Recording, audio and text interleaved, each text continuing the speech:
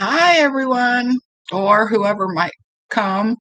I let two people know that I was going to be on. This is my second one, as the title says, the second live. And my husband is out golfing, and I thought, well, this would be a good time I could make one. I had my curtains open behind me, but the glare was pretty strong, so I had to close them. But as you can tell from that window over there, it's very bright out. And that side of the house is east, so we get a lot of the morning sun. It's 11:19 here, so I don't know what time it is at your place, but this could be very early. But since he's out golfing, I thought I would take advantage. And I have a mess on my desk, and the best way for me to clean up a mess is to start gluing or whatever I'm doing, washi tape or whatever. So I thought maybe I would do that while I was talking to you. And I also have my phone over here just in case I do get any communication from anybody. And so, I do the junk journals. Um, I just finished a big fatty over there. And this one I got at the Dollar Tree, which I think is really cute. But this just has papers in it. But I did put a couple of glue things in it, but then I thought, no, I just want this to be paper. Like this is you can't see it very well. This is a glue paper, but most of them are just my washi tapes, my gel plate papers. So I thought it would give me. This is my washi tape. I did do a collage of that, and um, this is just my washi or gel plate papers. I did put right here a stamp, which is a camera. So that is one that's, I just add to when I'm in the mood. This one is my new one I just started, and I did this. This is probably at least 20 pictures that are added on top of each other. And it was out of kind of an odd book, but it was creative ideas. Like they're making paper here, and uh, this is just a bag of apples. Can't see it very well. I think it's my, let me, oh, I think my uh, lamp is too over. So let me go around, see if I can adjust that. I think I just need to move my lamp over some. Okay. Yeah, I think that's better. See, this was what I was showing you. See if it's better. Yeah, you can see it better. The lamp was too strong right there. And then I have a lot of pictures of JFK Jr. And I copied this off the internet, this flag, and I put that up there. And the flag's going into water, so I'm not quite for sure what that represents. And then there's some words here, which I don't want to have to try to read, but I did that. And this is JFK and his wife, too. And then I started doing this page. So that's all the farther I've gotten on my new book. Sunday is my newspaper day, where I get a lot of things in the newspaper. So like I'll cut out I just dropped it. I didn't see it. These dogs. I think they're cute. And I'll probably cut out that wreath on. This is a different side. And then I like these big coins they show. So anyways, that's what's here on my table, along with a bunch of other stuff. So how was your all's weekend? And did anybody celebrate Father's Day? it looks like I might have one person on here, but I don't know if that's counting me or not. Um, if it's not and you want to say something, go ahead. Anyways, we had a good Father's Day. We didn't think it was going to be anything at all because I have a son and two daughters, and they've all got kids. So nobody had said anything, so we didn't think much about it. We did go to church, and church was nice. Um, they acknowledged fathers on there. And then we came, just before we got home, we got a call from my son and his new bride. And they said that they were going to stop by in about an hour. And they did. We had time to eat. And they said they'd already eaten, or I would have fixed them something. And the night before, we had gone to a fellowship at the church. And there was only 11 of us that came, and they had enough food for 50. They had ordered from an Italian restaurant, so we got to bring some home. And it was nice. It was lasagna and spaghetti and meatballs, two big trays. And then about 3 different kinds of salad was brought, and 2 different kinds of garlic bread. Well, one was regular bread, and one was garlic butter bread. And so they were basically begging everybody to take some home, so we took some home. Of course, Don loved it. I am on this 100-day challenge, which I think today is day 14. My friend Jackie on A Day in My Life, she has done excellent. She's already lost 8 pounds as of day 10. I've lost nothing. I'm the exact same, but I have messed up on 3 days. And yesterday, Saturday, we went to that, which there was a reason why. I mean, I could have just had the salad, but you would have had to have been there.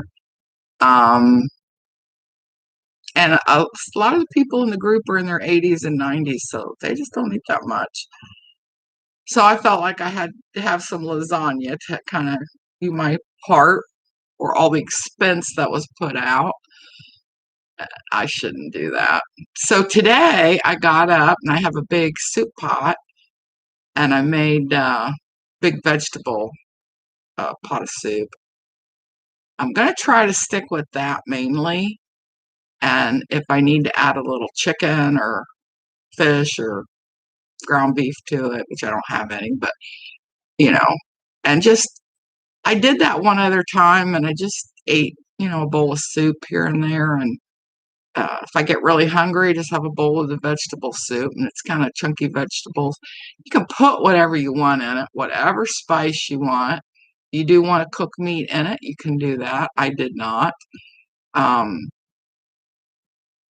But I probably will somewhere along the line, have, like I said, some chicken or ground beef. And so I got that prepared, and it is still cooking. And if I could take my laptop in there, I would show you. The only thing I could do is bring the soup in here. But the soup pot's one of those really big ones, and I probably have about this much soup in it. I really have never been one for leftovers, and I've been trying to eat more leftovers. Now, I'm going to work a little bit while I'm talking to you, just because that was the idea. Cut out some different things.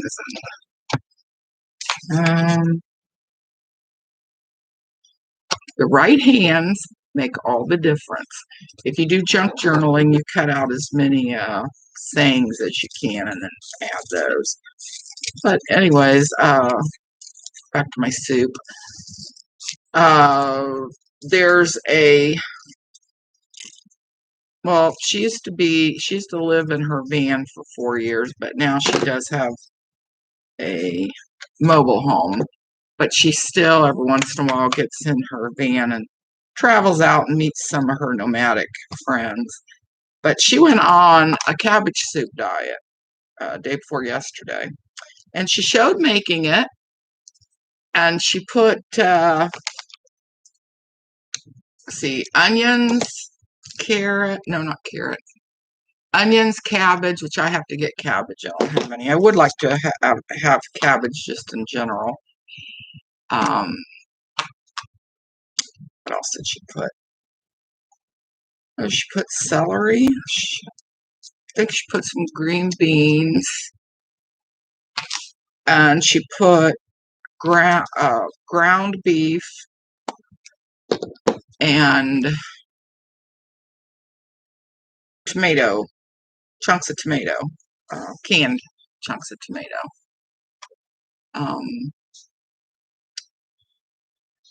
And then the ground beef. Oh, now I'm not doing this because she's doing keto. I know I can look up, but I'm tending to look around. That's kind of my personality anyways. She is doing keto, soup keto, or making her cabbage soup keto.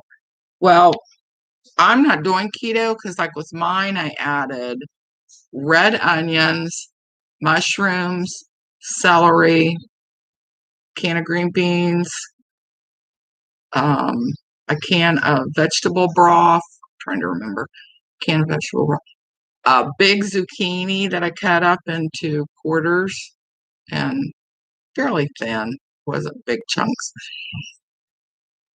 Especially since I didn't have the cabbage, I thought I need to get that zucchini in there. And then I added 2 Idaho potatoes, and they were cubed. So I've got that, and that's going to be cooking for a couple hours, I think. Gee, I wish you could see what I'm doing. I guess I could bring it up and show you. On this page, I just added the saying down here, and I added some gold washi tape. If you don't know what washi tape is, I've got 2 drawers of it here.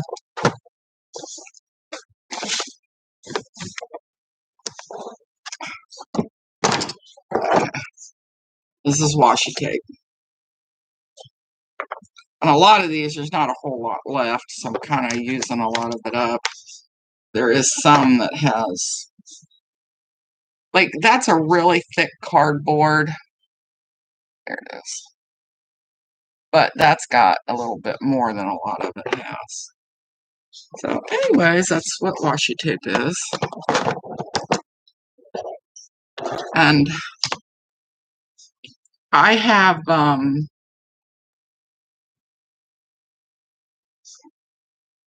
have to keep my hands busy. I don't know how you'd say that. I never thought I was much of a talker, but I was able to talk during that first live I did. Be more of a talker than I think.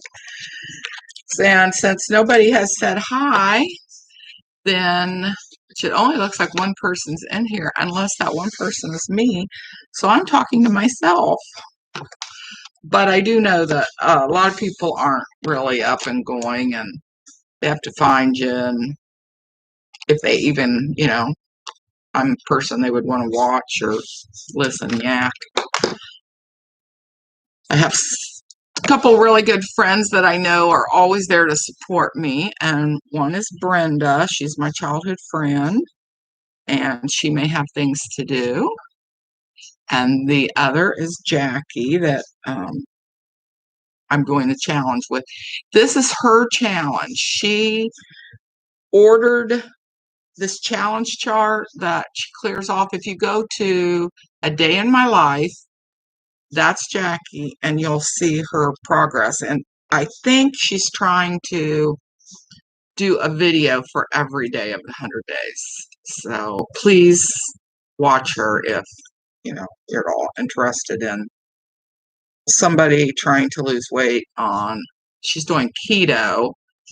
I just kind of jumped in. I hope she really didn't mind, but I just kind of jumped in because I'm like, oh, her and I had been trying to lose weight, and I have stayed the exact same for, I don't know, 3 or 4 years, I think.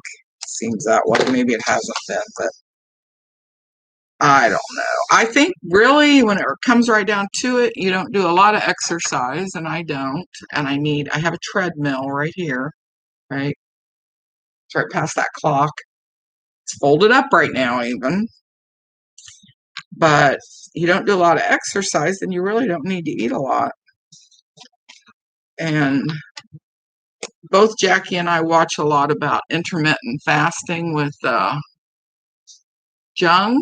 Jung, I think is his name. He's a doctor. And he really talks a lot about fasting, intermittent fasting. I am not a faster. Uh, I can, say if I'm not really hungry that day, I could eat a couple meals, a late breakfast and maybe a dinner, but I'm not really faster. The intermittent fasting, I guess, is pretty good because that is, uh, I'm cutting out some pictures. That's easy if you count your sleep time and then you just don't eat after dinner. And then you probably already know all this. I'm just talking because I want to talk, I guess. It's good for my it's good for my skills, talking skills, especially if you find that you can go a long time without really talking. Uh, my kids stay really busy, so I don't see them near as often as I'd like. And life just kind of, I don't know. Then this COVID thing, so talking is important. Keep that skill up. Anyways, and then keeping your mind on what you're saying is important too. I don't know where I was. I don't know. I hope somebody says hi. At least it'll keep me grounded in a certain direction. Well, my name's Kathy, for anybody that doesn't know. And I go by Kat or Kat Ann. Ann is my middle name. And it has an E on it. I'm very English. Family goes back to England. Um, so my last name, which was my mom's married name, but it's very English. And then Catherine Ann is very English. So, okay, here's the Parade magazine, if anybody looked at that. And it says Happy Dad's Day. And I thought, well, that would be good just to use even those words. And I don't know who this father and son is. That's the problem. I don't know a lot of people anymore. Lynn, Manuel, Miranda, and Father Lewis. I don't know who that is. If you know, you can. That's who this picture is of. They look like a very happy father and son. And I know that Father's Day is not for everybody for different reasons. Maybe you didn't have a good father. Maybe your father was absent. I had a very good dad, which I never wasn't raised with him, but my dad was a good communicator with me, and he lived in California and I lived in Ohio, and he never let anything go by without writing letters. I still have a number of his letters. He would write letters. He uh, made tapes, cassette tapes, because his job was a courier. And if he wasn't on the motorcycle, which a lot of his couriering was on a motorcycle, because he actually worked for the movie studios. He didn't work for the movie studios. He worked for an advertising company that they got a lot of their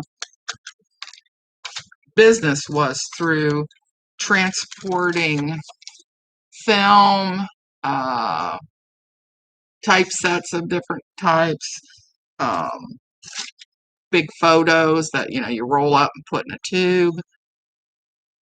That's what his business was. So if he was on the motorcycle, of course, he couldn't make a cassette tape, but he would carry, if he was driving his car, he would carry a tape recorder around with him in the car, and he'd even say, well, gotta shut it off for a second, I gotta run in here. And I had all those tapes up until recently, and I hate to tell you what happened to them, but it wouldn't play anymore, and I thought it was the tapes. Maybe I had stored them wrong or something, so I got rid of them. And then I realized it was the tape player. So I got rid of all those tapes I had of my dad. And he died in 81. So it's been a while.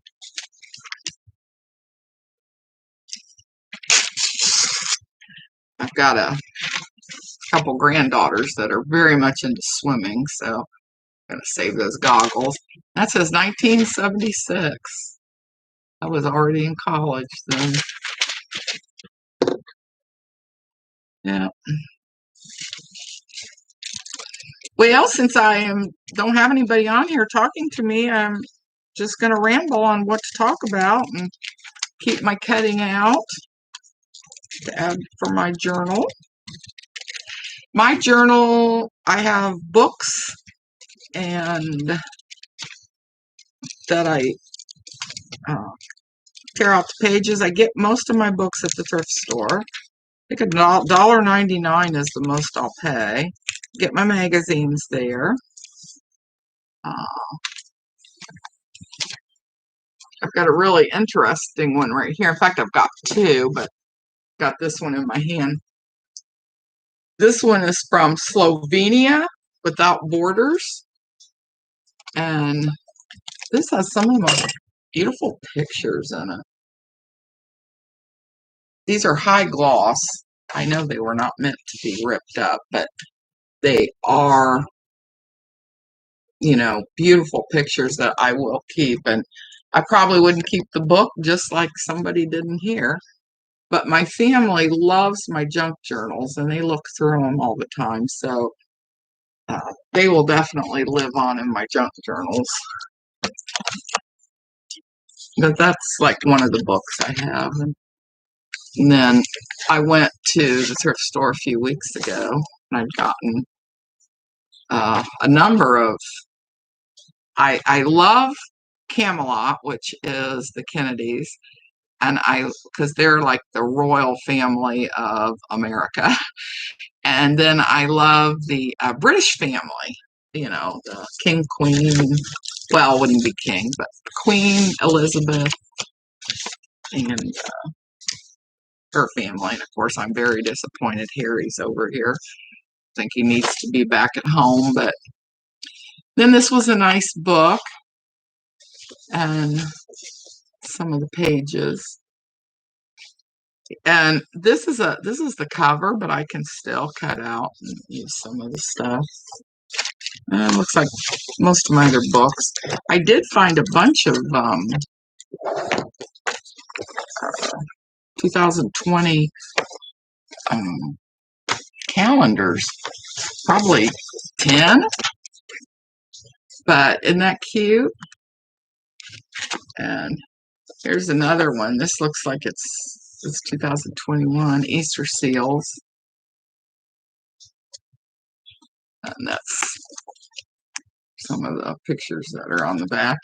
And then another really good magazine is Oprah. She's got a lot of good things in it. She's on a horse here.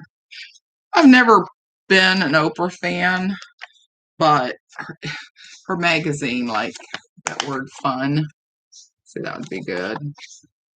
And here's Kilo Baby. It says, ready or not, here I come. I guess that must be, he's going to be born or something. Oh.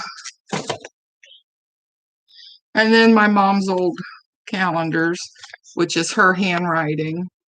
So I kind of keep that and put that in some of them. Really cool pictures. In fact, I may go ahead and add this one. And then another book I got was really cool, was Ireland. Oh my. And my family has a town actually named after them in Ireland that's still there today. So I'm very Great Brittany, you might say. Families back, a cousin of mine has gone back as far as 1500, 1500, from I always want to say Essex, but it's something like Essex. You'd recognize it. Oh, anyways. Yeah, so I've been going ahead and I've read most of this one. And then I just love her handwriting, so I'll put little bits and pieces of her handwriting in there.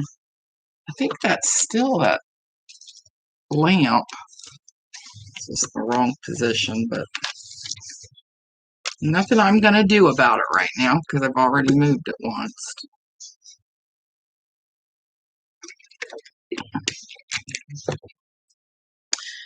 Well, I see one other person has come on. If you want to say hi, I need something to concentrate to talk about. But I am doing some not scrapbooking, junk journaling. Right now I'm getting ready to cut this out of a calendar that was my mom's. And this year is from 2005. And she passed away in 2010. So, and there's really, especially if you had a decent mom. We all make mistakes as parents, but my mom was a very good single mom, and even though there were a few issues with us, I miss her very much. She was the best grandma anybody could ever ask for their kids. And when I think about what she had to sacrifice to raise me on her own, my dad always stayed in the picture, but he, like I said, I was in Ohio and he was in California. And he stayed, well, in fact, he stayed there because he was older. He was 34 when I was born, and he took care of his elderly parents who had adopted him, but they had adopted him in their old age. So when they passed, the last one passed, which was in 71, and he died in 81. So he only had a few years. And in those years, he came out and saw me. And of course, during those years, he would fly me in to see him. So he was a good dad. I miss him so much. And I did post a picture of him on Facebook for my Father's Day remembrance. And, you can't, some people have really bad parents or bad growing up. But other people, it's really just the circumstances of their family. Like my mom ended up raising me by herself, and she did the best she could do. And of course, the older I got, the more I realized that she was a good mom. But she worked a lot, and I always missed her. And I think I shared last time I lived in a nursing home, which was the nursing home that she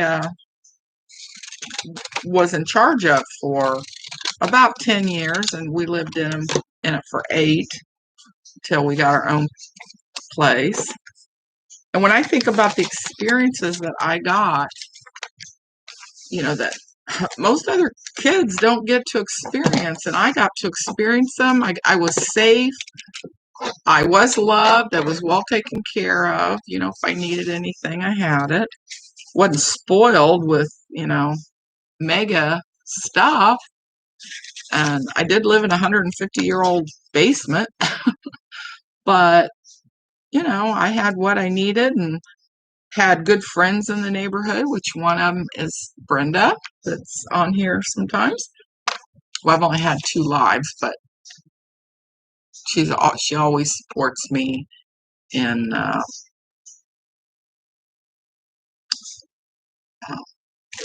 my regular YouTube.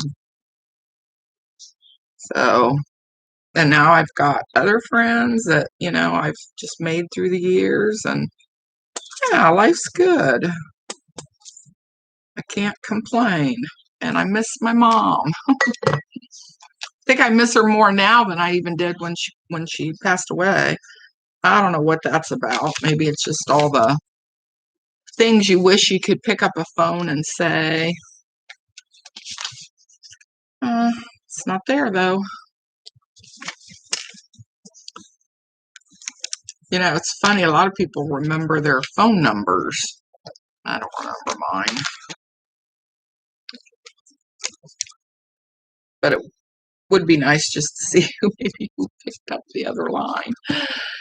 Oh, got a big glue stick.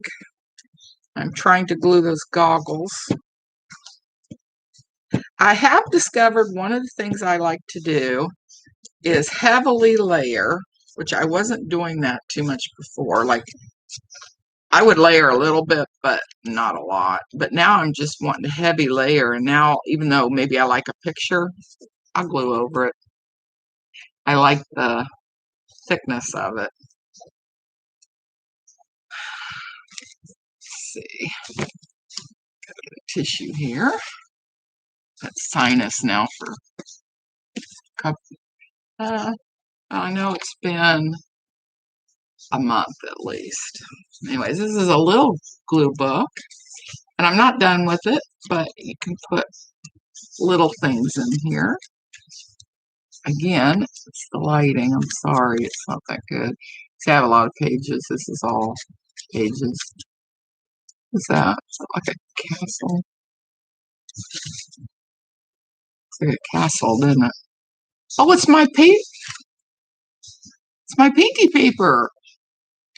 Now it kind of looks like a robot, which I love. I love the sci-fi robots. Excuse me. I think I'll add this to Happy Dad's Day. Instead of Happy Father's Day, I have always kind of said Happy Daddy's Day is what I've always said, because I called my dad Daddy. And if you ever do this and you're gluing, I just take a phone book, and you can glue on top of that and then just change the pages. And then after the glue dries on the page, you can still reuse that page. Even if they started to glue together, you can usually separate them. So nobody said hi yet.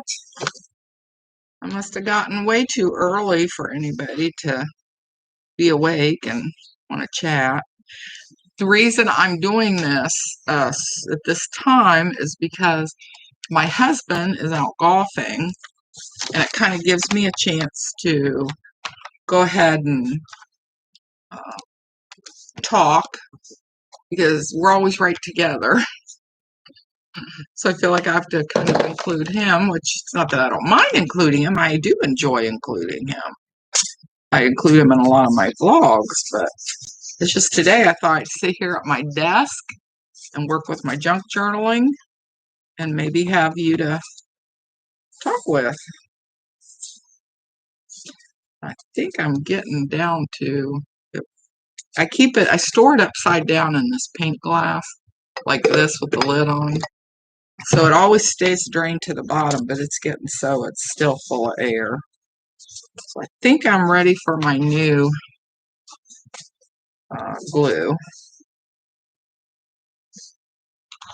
So I think I got one up here. I buy these at Meijer. I think you can buy them at Walmart for $1.99, so not bad.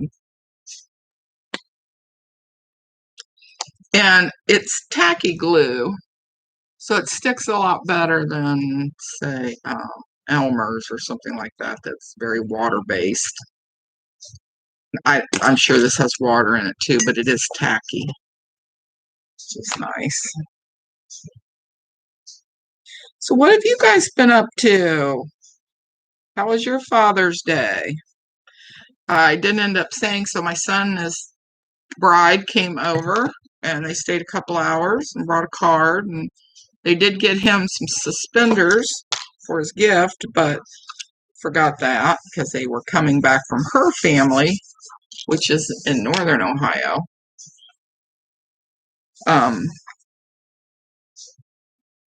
But we just had a nice visit, and then they went home, and a couple hours later, my two daughters and 8 grandchildren and two son-in-laws came over, and they stayed, well, by the time they all went home, they'd been here from about 6 to 11, so it was very nice. And my youngest daughter, which has the 6 kids, brought over 4 containers of ice cream and all the toppings. So that was very nice of her. And then I ended up providing a bunch of vegetables and hummus and some corn chips and salsa. I think that was it. Oh, meat sticks. The grandkids love meat sticks. And I always get the turkey ones. You can get them at Aldi's. You can get either the beef or the turkey. And I do not normally like turkey of any kind, but I like these meat sticks. Oh, so I'm still cutting out.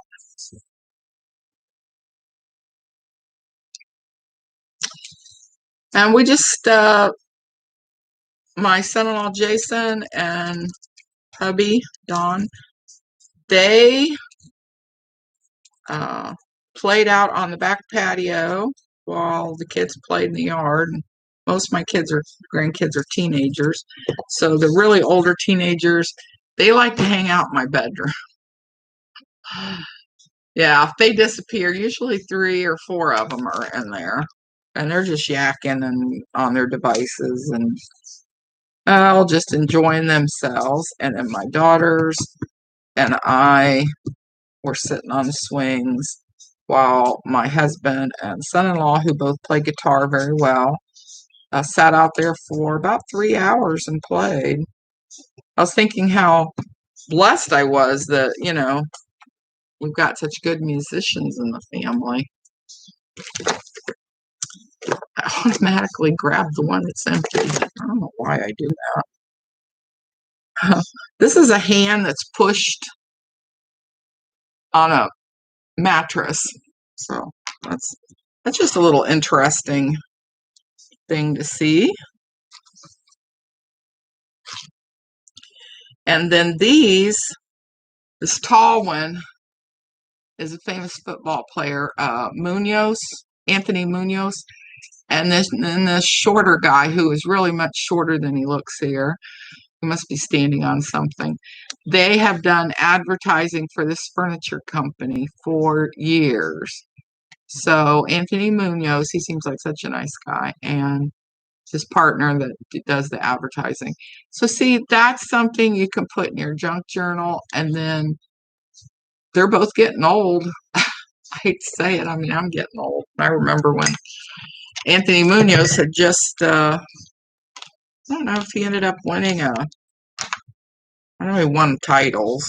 You can look them up if you care.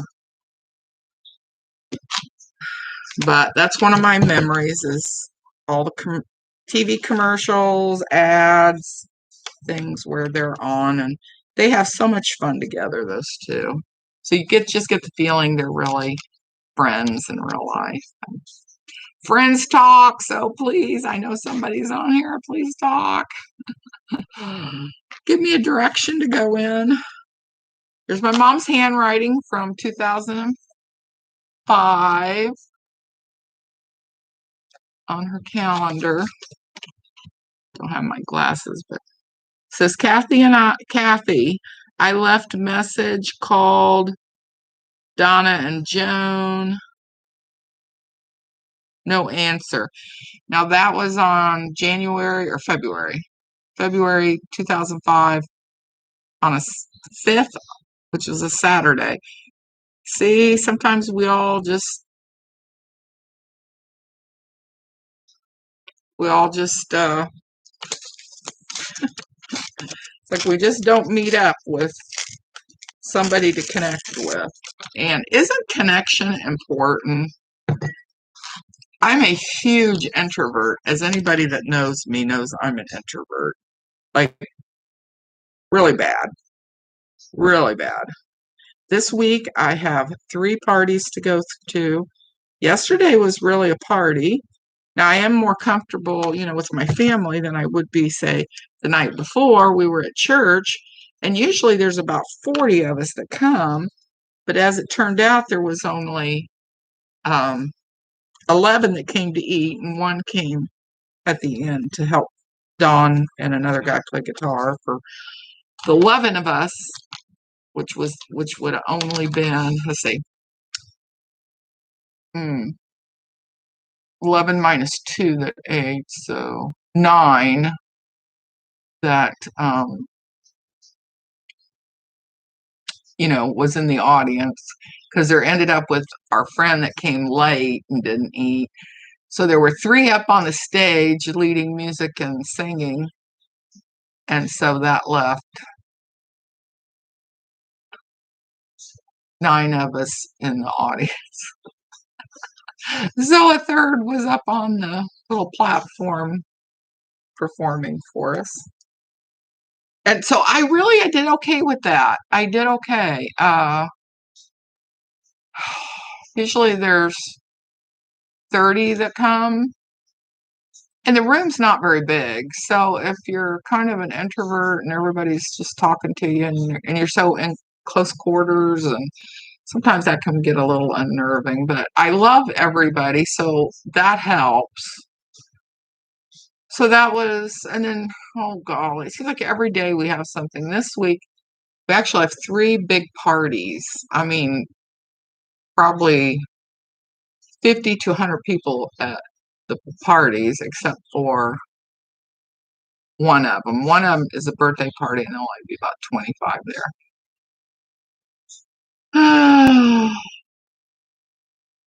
That's one reason I thought this would be a good time to have a live. Yeah. Kind of have some me time. What's that say? I want somebody's name. It's Carolyn Bouchette Kennedy, which is John F. Kennedy Jr.'s wife. And then I had cut out this side, so that left his nose and his ear and his wife's name. I think he's facing her in the picture. So what can I do to save that? See, if I go ahead and paste this or glue this in my book, then if I put a picture that just barely covers that, you'll just think I glued over the picture.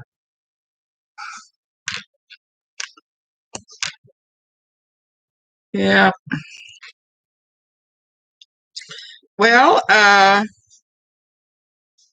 anyways, the other 2 parties are graduation. My granddaughter's having the one on Saturday. The birthday party for her sister is on Thursday.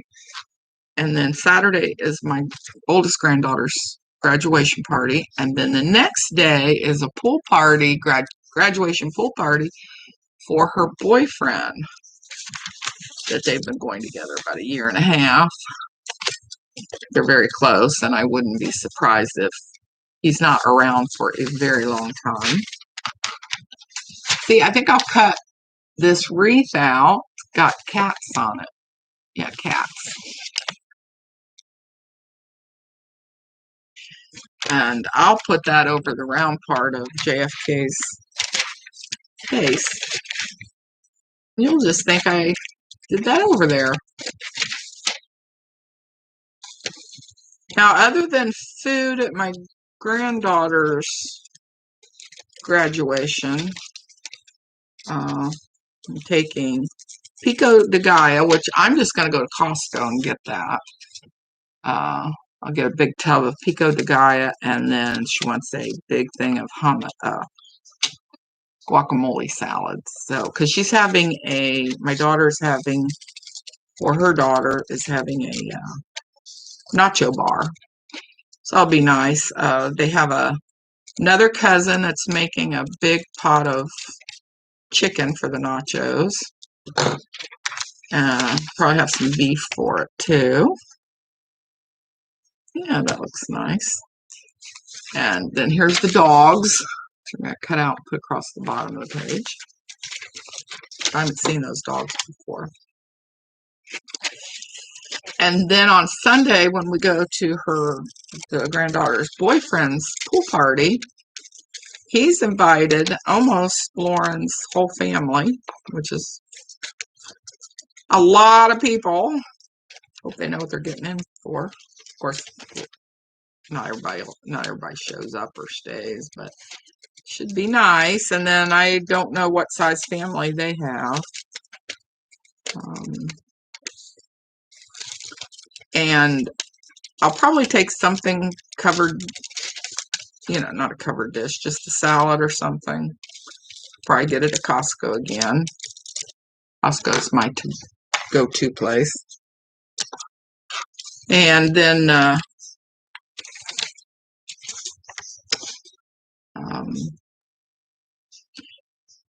his dad apparently is a grill master, and he's making brisket. He's going to have to make a lot of brisket and pulled pork, barbecued pulled pork.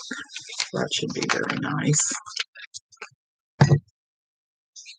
Of course, it's not all about the food. It's about the visitation and just, celebrating the graduates. She's a good kid. Handsome good kid. My granddaughter's got good taste.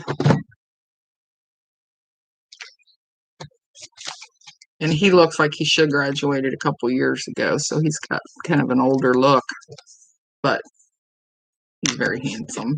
But it's just, they just make such a cute couple. What can I say?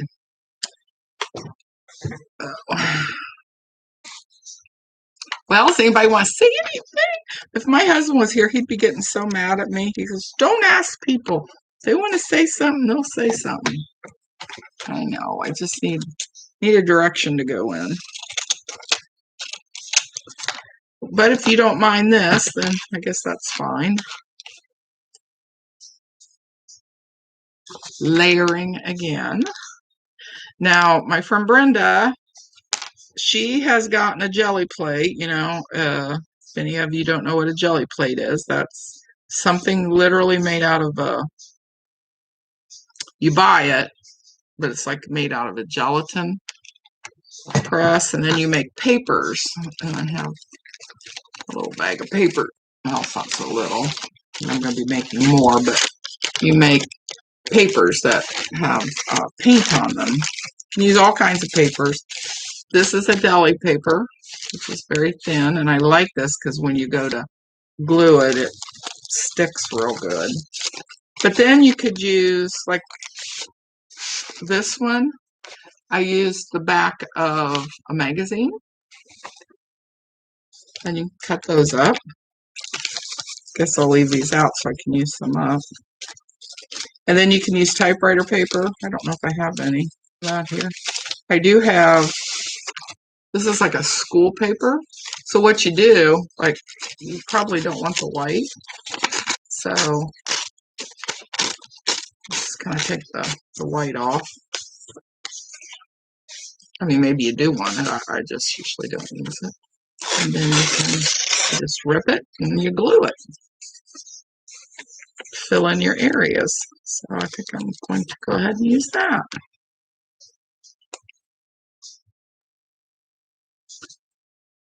So are any of you extroverts? I have basically my kids are extrovert introverts. They do really well with people, really well. Uh, the introvert part is probably more my son over the last few years. He got to retire when he was 41, but he was always an extrovert. But now he's a little more of an introvert than he used to be. And he does a lot of golf, especially with my husband, but he's thinking about, you can get a certification to be a PGA member, which is Professional Golfers Association.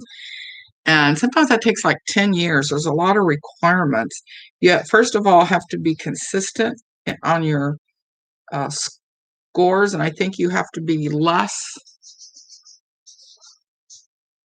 than 77, which is a pretty good score for 18 holes. And he's awful close to that. And he does golf some of those good scores. I forget how many. It's hours and volunteering and tournaments you have to be in, however you'd say that word. And there's a lot to it, but I think he really wants to try to do this. And he's accomplished so much in his life, so much. He's a very talented guy. So if he wants to do it, he's going to do it. The only problem is he's got a bad back. So as to whether that would hold up, I don't know. He's jumped out of one too many airplanes. Done one too many of everything, really. It's kind of taken a little toll on him. I loved my mom's handwriting. I was always so proud of her when I was in school, because she was a registered nurse. And back when I was growing up, a lot of people's mothers were just, stay-at-home moms, which is fine. That's what I always wanted to do. So I wanted to be a stay-at-home mom. I did have to work. I didn't have to, I guess. But to make our life more comfortable, I did work. But my heart was always to be at home. My favorite shows were Andy Griffith, My Three Sons, if anybody ever saw that. And who I admired on My Three Sons was, they called him Bub, which was really their grandfather that took care of them. And I think a lot of that stems from the fact that my mom was never really home. She was just always either having to work, or when we did live in the nursing home, she was upstairs, I was downstairs, so, by myself, and I don't have any siblings. So I think I just really admired families. And if you think about it, on My Three Sons, the dad was widowed, and on Andy Griffith, the dad was widowed, and he was raising one son. So I was identified with that. And then Opie on the show, would come by the jail and kind of be a part of his dad's work time. And that's kind of the way I felt with my mom in the nursing home. Like I could go visit and be a part of that. I'm drinking iced tea. So good. All right, let me show you what I've got so far. That's what I've got. It's a thrill a minute, isn't it? I don't know. I don't know what I enjoy about it. I do love seeing my mom's handwriting there.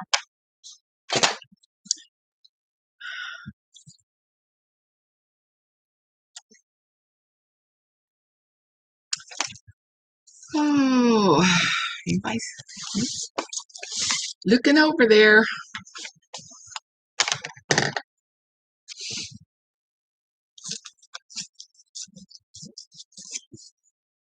Did you guys sleep good last night?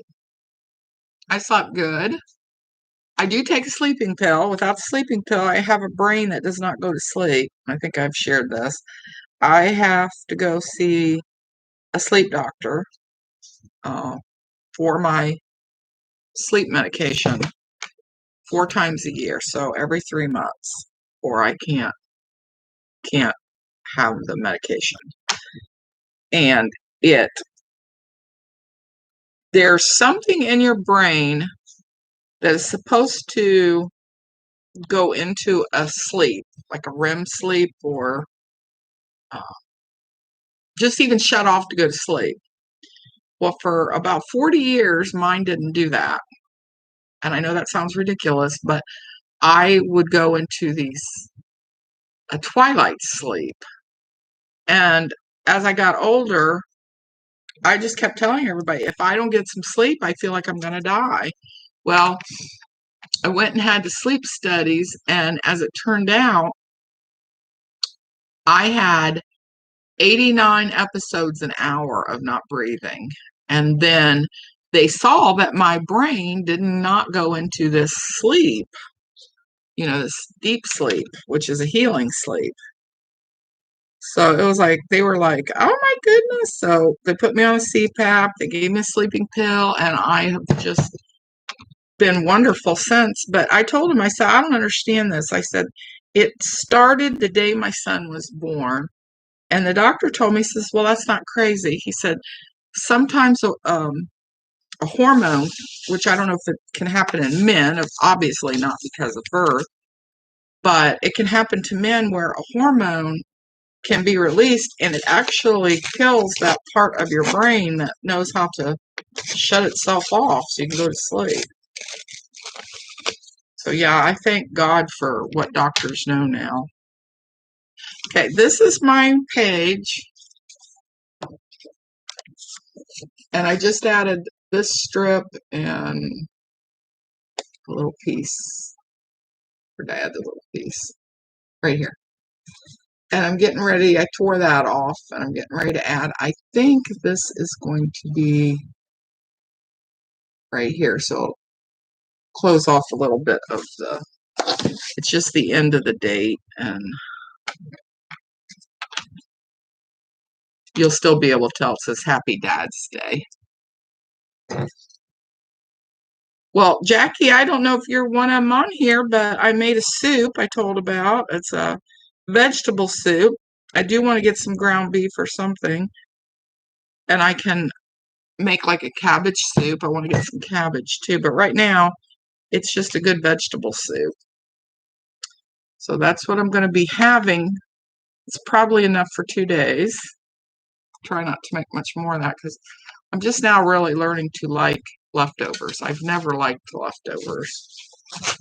If it's leftover, no. My hubby eats it. He loves leftovers. He was the kind that did not get a lot of food when he was growing up. And that's a whole story in its own. But until he was grown and went to work and started buying his own food, he didn't get that much. So leftovers for him is a huge deal to know that he can just go to the refrigerator and get what he wants to eat.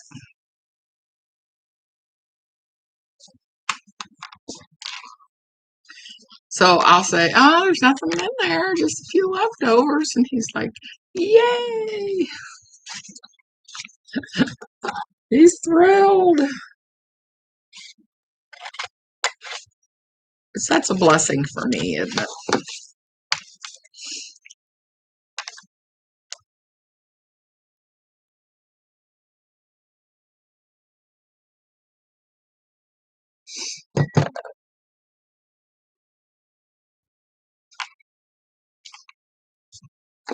Okay, I added some of these I almost think they look like a bandage type sticker because they have some washi tape on them, and I painted over and around them. Trim this off just a little bit.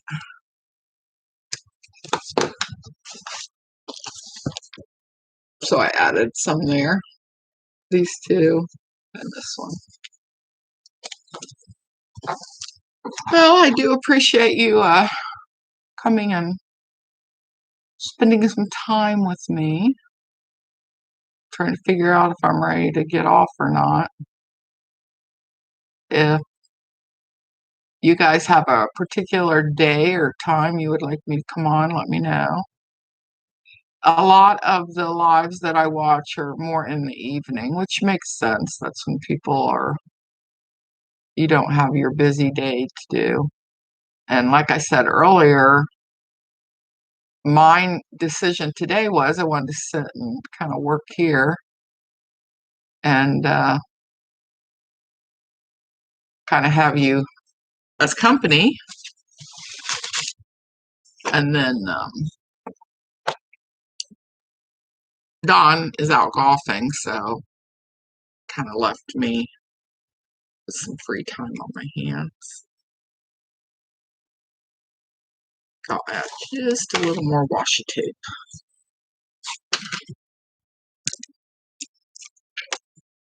Never have enough washi tape.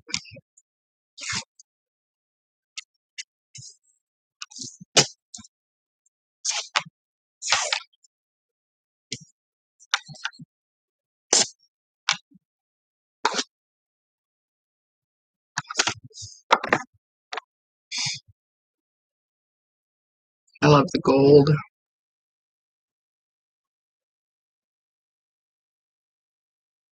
Wonder how my soup is doing. Probably need to stir it a little. I did turn it down to like 4, which is not very high.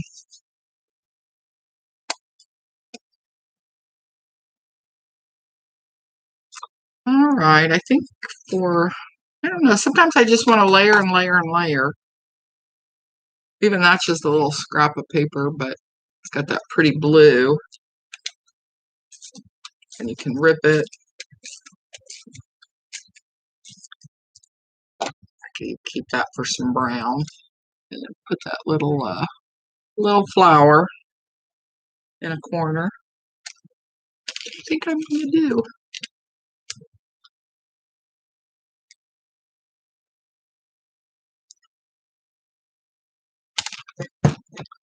There we go.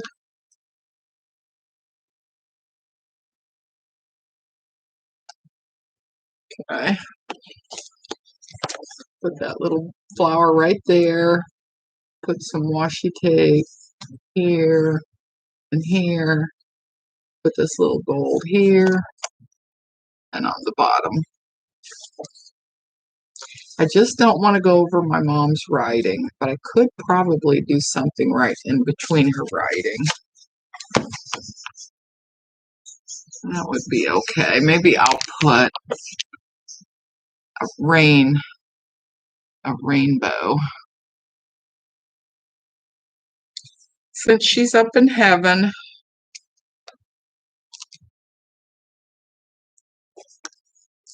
Miss my mom. I think I said that earlier.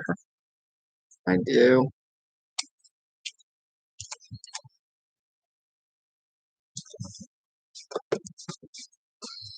Miss my dad. Miss my grandmother who had a big part in raising me. Oh, it says a day in my life. Hello, Kathy. Well, hello. Have you been up? Jackie, have you been up there very long? I did tell him about our challenge and to look up a day in my life. So if you're watching, that's the name of her channel, A Day in My Life. Oh, I was sleeping. See, I sent her a messenger. I'm sorry. I woke you up. She's on a little different time zone than I am. But yeah, it's good to see you, even if you're sleepy. I had the curtains open in the back and I had to close them because it was so bright. Because that's the east coming this way, the east morning sun. So it is bright. You can tell by that. That's what that looked like behind me. I'm glad I caught your live. Well, thank you. I'm glad you did too. Did you hear about my pot of soup I've got on right now? I made a big pot of vegetable soup. I've got some chicken thawing. I do have canned chicken, and I'm going to go to the store today and get some ground beef, and then I can add that to my soup. But I'm thinking about, yeah, it is. I think it's going to be delicious. I put black pepper, oregano, curry, cumin, and garlic powder and onion powder. So should be nice and spicy. I don't know, hot spicy, but just, spicy. But I was saying that I watch a lady on YouTube that now she's doing keto like you're doing, and she is going to do 1 week of a cabbage soup. And her cabbage soup, which I need to get some cabbage too, but I'll just mix it with some of my other vegetables. Her cabbage soup she had 2¼ pounds of ground beef, onion,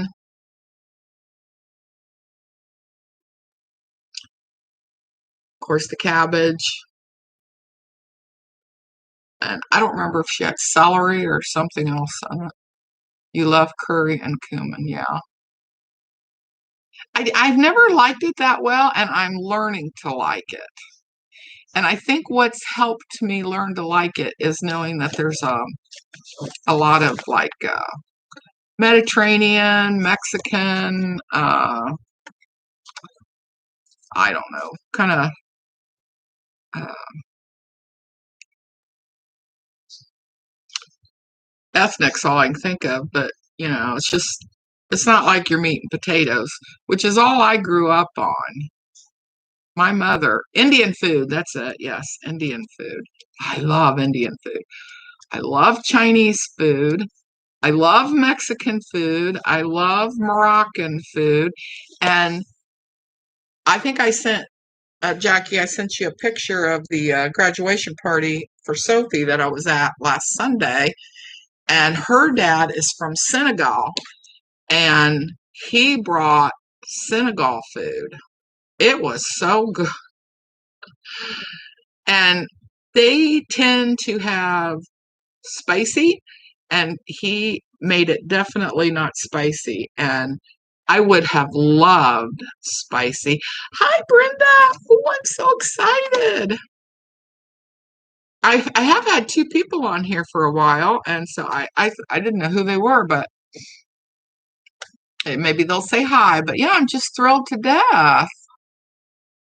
Um, been on 1 hour and 8 minutes.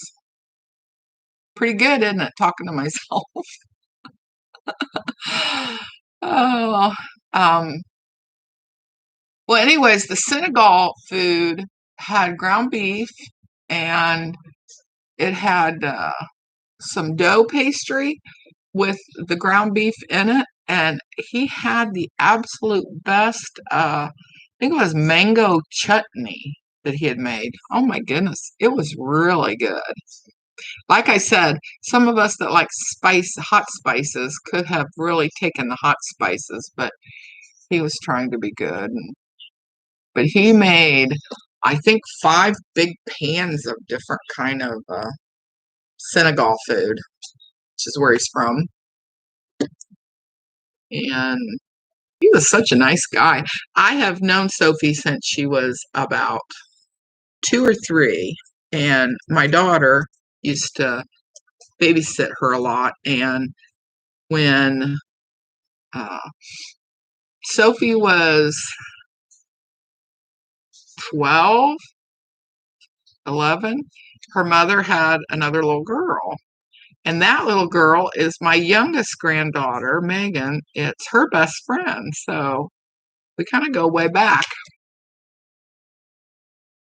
Wow, doing good. Is that my talking?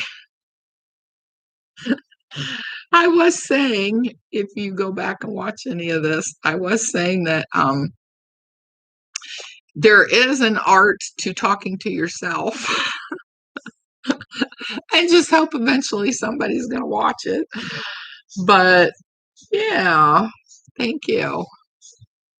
So, how are you ladies doing? I've just been working on, I don't know if you were here long enough for that. I made this page, it's just loaded. This is my mom's handwriting, which I'm thrilled with, and over here. And I showed these other pages I had done the other day.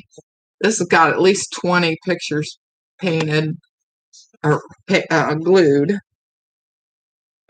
And they're kind of different, but they're very creative. Like these paint cans have money coming out of them. And this is a man making painted paper. And then I just finished up one of my junk journals. I got this off of the internet, and the flag is for some reason going into the water, but this is JFK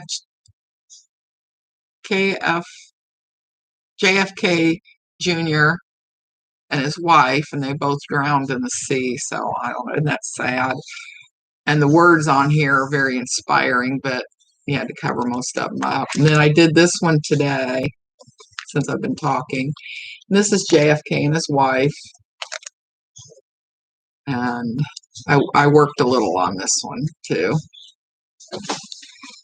So yeah, Brenda's, I was mentioning earlier, Brenda, that your grandchildren are getting into this. And I guess I've got Annie into it now.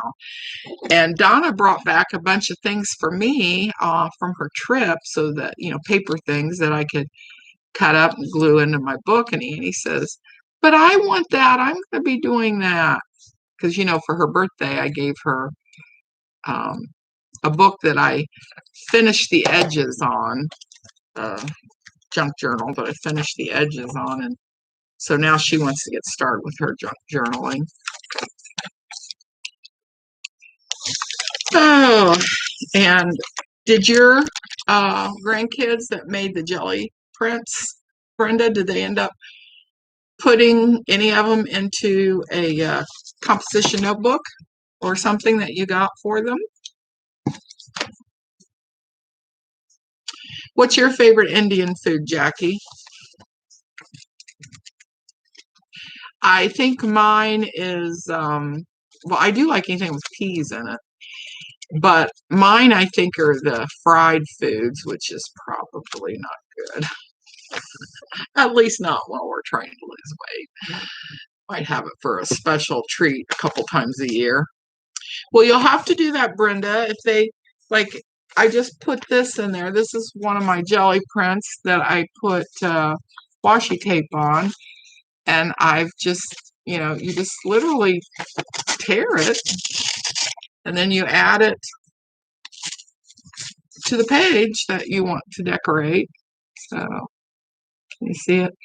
Almost looks, because of the size I did of the washi tape, almost looks like a Band-Aid, doesn't it? But anyways, got a whole thing of, this is, I think this is Margaret. Who is this?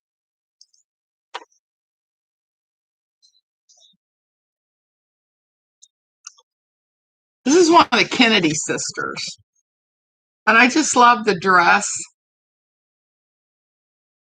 And she's playing cards there. And this is Jackie O. And I'll probably cut her out like I did the Kennedy sister here. Catherine's who I'm thinking of. maybe her.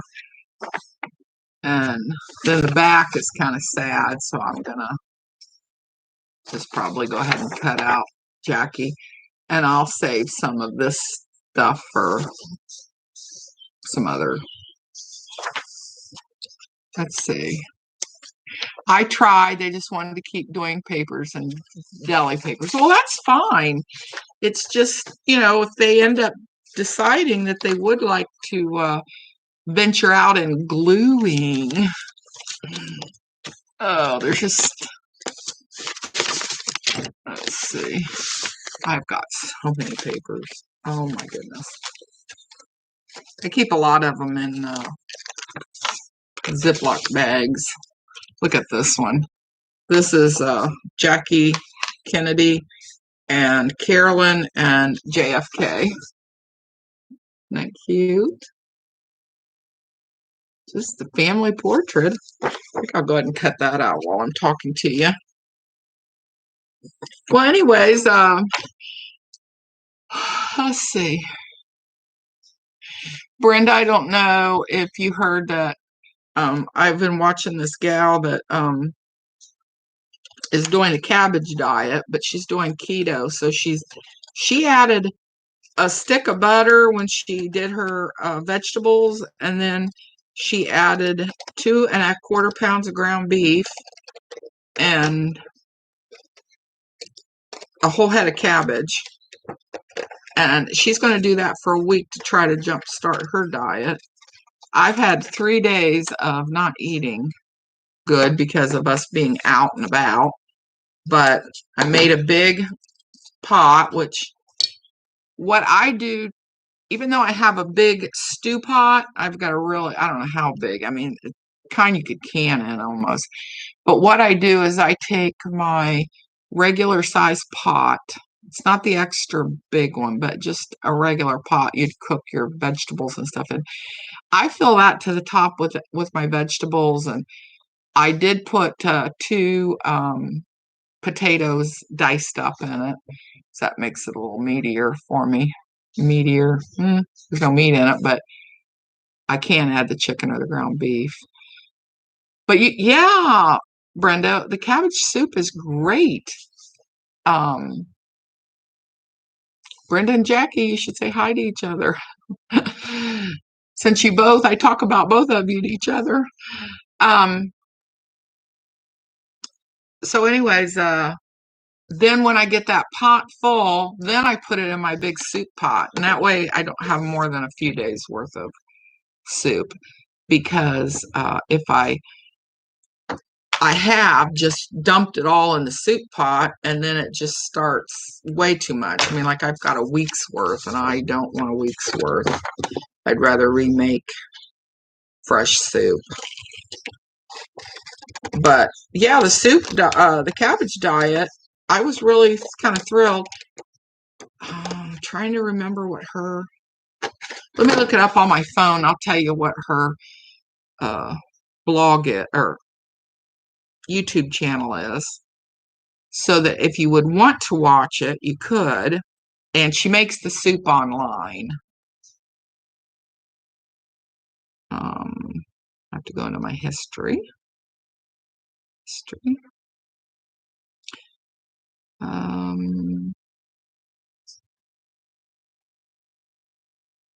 hold on, I'm having to go back a little bit. It was just yesterday, and I see a day in my life of Jackie's. It says day number 13, keto 100 days challenge. So if anybody wants to watch that, see what we're doing. Well, Jackie's doing it. I'm following behind. Okay, it's called Keto Cabbage Soup Diet, and her name is Caravan, Caravan, Carolyn. Caravan Carolyn. And she'll show her soup that she made, and it does look good.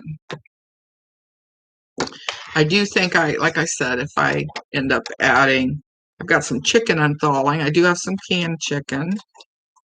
And I did put 2 potatoes in it, which if you're keto, which I'm not keto, even though I probably should be, but I can't do it. I can't stick with just meat. I have to have just the potatoes mainly. I was reading on Facebook today because I belong to a starch-based McDougall group. It's where they do 50% 50% a starch vegetable and 50% non-starch. And someone on there was saying that they have noticed that if they eat potatoes, they do not gain weight or it doesn't stall their weight out. But if they eat rice, it does. And I do eat rice, so I was wondering if maybe that is, I mean, I don't have heaps of it. I only have a half a cup or something when I have it. But here, I just cut her out with her kids.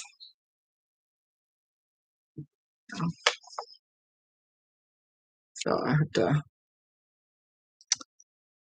see what I'm going to do with these pages. Is that the lady that is a retired police officer? Yes, she is. She was police officer for 20 years in Phoenix, I believe it was.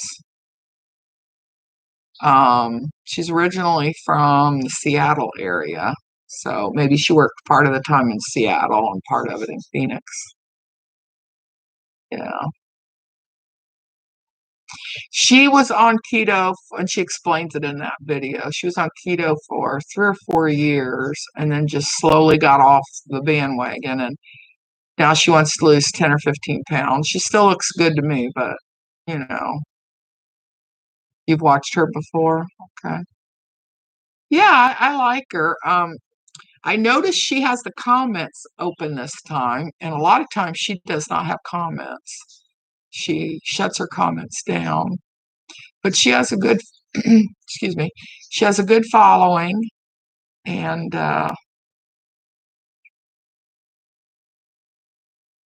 like her really well. I've been following her for,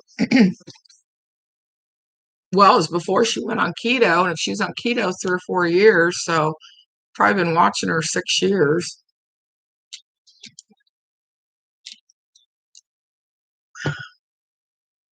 Jackie, I'm not coughing. That's good. Jackie's been wanting me to make another live, and I just kept coughing all the time. I'm beginning to wonder. I definitely had a sinus infection, but I am wondering if maybe I've developed an allergy of some kind. Used to watch her when I was watching the van life. I haven't watched for a while. Yeah. Well, she doesn't do van life anymore. If you look at some of her past videos, she has taken a couple trips in her. She has a small van now, and she hasn't built it out or anything. She just made a bed in it and has some of her other stuff. But she goes and meets her caravan people that she followed for, around with, and they're still very good friends. She'll go do that, but she lives in the Phoenix area, and she has a mobile, what do you call those? Modular mobile home. She lives in one of those parks. Yeah, so she's more stationary. I think she's getting older, and she's definitely had some health problems. I think she just decided it was probably better to just do her vanning periodically and not be on the road all the time. Yeah, there's another gal I watch. It's RV Debs, and she's done the same thing. She got 3 or 4 years ago, got to park her RV on her friend's property. Yeah. And so she's more stable. She's wanting to do a little traveling, but I think her next travel is this is RV Debs. She is renting, what are those called?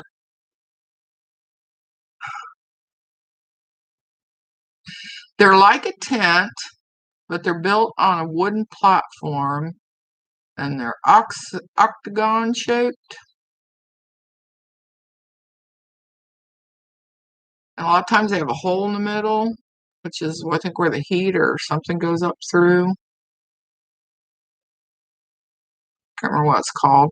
Anyways, instead of going in a van to one of the van RV gatherings, she's staying in that near in a local park. So yeah, I think some of the older people are starting to kind of come off the road a little bit. I don't know. I would find that as I get older, yurt, yes, yurt. Yeah. You look up RV Debs, maybe 2 weeks ago, she was talking about that and showing the yurt that she's going to stay in. But this yurt does not have a potty or anything like that. And I don't even know if it has electricity, but she has access to a plug-in like a campsite would be. She's going to take extension cords and that type of thing. That should be nice. I'm going to glue one of my painty papers on. So I have something to glue because I can't go very long without gluing. One of the reasons my junk journal table is in between the living room and the dining room here is because I'm working on it. From the time I get up in the morning till I go to bed, I don't sit here the whole time. But if I walk by it or it's time to go to bed, I'll say, just a minute, I gotta go glue something. And I go glue something. Or I'm getting into the painting mood really bad. And this new journal that I'm making is going to have paint on it. Not just painty papers, but I'm going to start painting in the journal. But I've left that stuff where I keep all my supplies, which is the corner of my bedroom. And then I can just bring out what I want. Because if not, my junk stuff would take over the living room. Right, Brenda? She was here a few weeks ago. She saw I can make a mess. Aw, the best time in her life. This is Jackie Kennedy Onassis, and that's her granddaughter, which is Carolyn's daughter. Isn't that sweet? So I'm going to cut that out. Probably going to go this way, down a little bit, then around. I'm leaving these words. A day in my life. It must be nice having a space where you can be creative. I need a crafting space. Yeah. I'm telling you, it makes all the difference in the world. I'll tell you a little story. I do know, Jackie, that you did have a space and you've opened your home up. So that'll probably just be temporary and hopefully you'll get your space back. She had made a bedroom into a very nice space, but had to open her home up. And that took her exercise room and her craft table. But I hope you get that back before too terribly long. And then Brenda said, your home always looks so nice. It is sweet. No, I don't know about that. I do try to keep it, I mean, like, just to take off some of the junk over here, because those are camp chairs behind me. That's my purse. And I emptied my purse out on the table. So yeah, I'm like everybody. I make messes. Anyways, I was gonna tell you a story. True story. Now this piece I'm cutting off of here, I will save this because this is bushes. I know you can't really appreciate it there, but it's very pretty. So that can go into something. Okay, what was I going to tell you?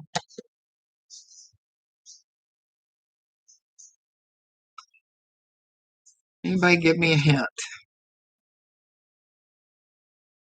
Oh, when I lived out in the country, we used to have a 5 acre piece of land. All the land out there was 5 to 12 acres, and we had a 5 acre plot that we built a house on. And I thought I was building the house I really wanted. And boy, I found out there was a lot about that house, even though it was very nice, that I did not like. And yes, this is a true story. Um, I got very depressed out there. It was absolutely beautiful. Our house sat 500 feet back from the road, and across the way was a state park hunting ground. And then just down the road a little bit was the entrance to the boat ramp and beautiful lake. And it was a beautiful area to live in. And I'm going to cry.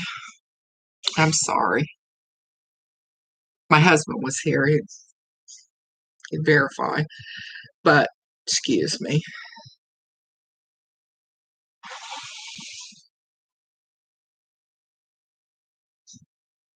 I don't know about you guys, but when I start getting emotional, my nose runs. um, I was I was still working then, and my job was driving. I drove for a laboratory, and I drove about 9 hours a day for that. It was like 8, and then you had your break and your breaks, and it took me an hour to get there, an hour to get home. So I was on the road about 11 hours a day, and which was often because we lived 8 miles from the nearest grocery store. So I would have to stop frequently. I had one daughter still at home. Well, I had two daughters originally at home, and then one left. And so I still had the other one in high school. And I would stop at the grocery store. So, I was gone about 12 hours a day. Exactly what I never wanted to do because that's what happened when I was growing up. And but out in the country, no matter how beautiful it is, if you're lonely, I was overwhelmed with loneliness out there. And I got depressed because there wasn't anything I could do about it, because my husband, the little bit of time he did have to be there, because between his work and his church stuff and everything else, he wasn't there much anyways. But as you can tell from our yard, he's a gardener and he loves grass. He just loves being outside and piddling and doing stuff, and he's very good at it. I have to say, he's definitely got a green thumb. But I was miserable. I don't like it. I don't like, yard work or outdoor stuff. Um, it was just lonely. There were no friends, no real neighbors. I mean, we knew of the names of a few people, but we lived out there for 13 years, I think, and I really didn't know anybody. So I developed, two of my kids had left home, still had the third one. It was a bad time. So I really went into a depression. And I wasn't, of course, I never did sleep good, but wasn't sleeping well. And when I did sleep, I had these, I don't know, bad dreams. And so I started praying and I said, Lord, I don't know how to get myself out of this. I don't know how to get myself out of it. I'm just, I was very depressed. And I had this dream one night. And I dreamed that my house was every color you can imagine. And when I woke up from that dream, what did I do? Of course, went to work, but I stopped by the store on the way home and I bought every bright color paint you can imagine. And I came home, and the first thing I did was I painted my bathroom, which was between my two girls' bedroom. And there was almost all your Easter colors. There was hot pink, lime green, purple, beautiful bright purple. Um, I don't know, you just name a bunch of those colors. A little bit of black, a little bit of white, and I painted a quilt mural on the big wall in the bathroom. And then the woodwork was hot pink, and I'm thinking my walls were purple, and my doors were different colors. So then I went into the kitchen, and I had 3 doors in the kitchen because it was a big open. The kitchen was big open to the dining room and the living area because I used to think I liked big open houses. No, I don't like them, but I thought I liked them. So it had a soffit around the cabinets, and I had 3 doors. I had one went into the basement, one went into the laundry room, and one went into our bedroom. And so my doors were tangerine, lime green, and canary yellow. And my walls between the cabinets was tangerine. I think it was lime yellow above my cabinets. My cabinets were kind of an off-white. And I had blue countertops, like the Caribbean blue, which when we built the house, I had that put in. I just can't even tell you how many colors was in that house. And do you know, I instantly was pulled out of my depression. And that is a true story. And that is all from a dream that I had about my house being full of color. And as soon as I started applying the color in my life, I got happy. Let's see. Jackie said, my husband wants to live on 20 acres somewhere in the country. It does sound isolating. I know my husband was so happy out there, but then he was never out there. He was working all the time, and he worked about, I don't know, 45, 50 minutes from there. But like I said, he loved working in the yard. He's just a big yard person, but there was nobody. There was no community. Our church, we had to go get on a highway, which took probably 12 minutes to get to the highway. And then we would have to drive for 20 to 25 minutes to get to the church. And it was a little starter church. I really didn't have friends there. It was just bad. It was really bad. The property was gorgeous. Brenda could tell you it was beautiful property. The house was brand new, but I was miserable. So I've noticed that if I go to get at all down in the dumps about anything, I put color in my life. And I think that's part of what the junk journaling does. I can pick colors, I can paint, and I'm happy. I'm just so happy. And I have to thank the good Lord for giving me that dream. Because, like I said, I didn't sleep real well normally, but I did have a dream that night. Oh, thank you, Brenda. It was pretty. Don was so good. Let me pick out the house that I wanted and have it. And the people that built it, wow, they built that house solid. That was not a chintzy house. I mean, in the construction of it and the nice windows. It says, I'm glad being creative pulled you from the dark hole. It was so dark that, and that was also when my son was in college, my daughter graduated high school, and my oldest daughter, and immediately moved to California. So I had the empty nest real quick because I had 3 kids in 4 years. So when they all start leaving the house, they left the house soon, even though I was working, but my kids were my life. And I just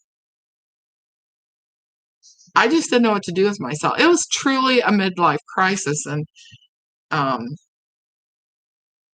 wanted to run away from home. I wanted to disappear. I didn't want to live anymore.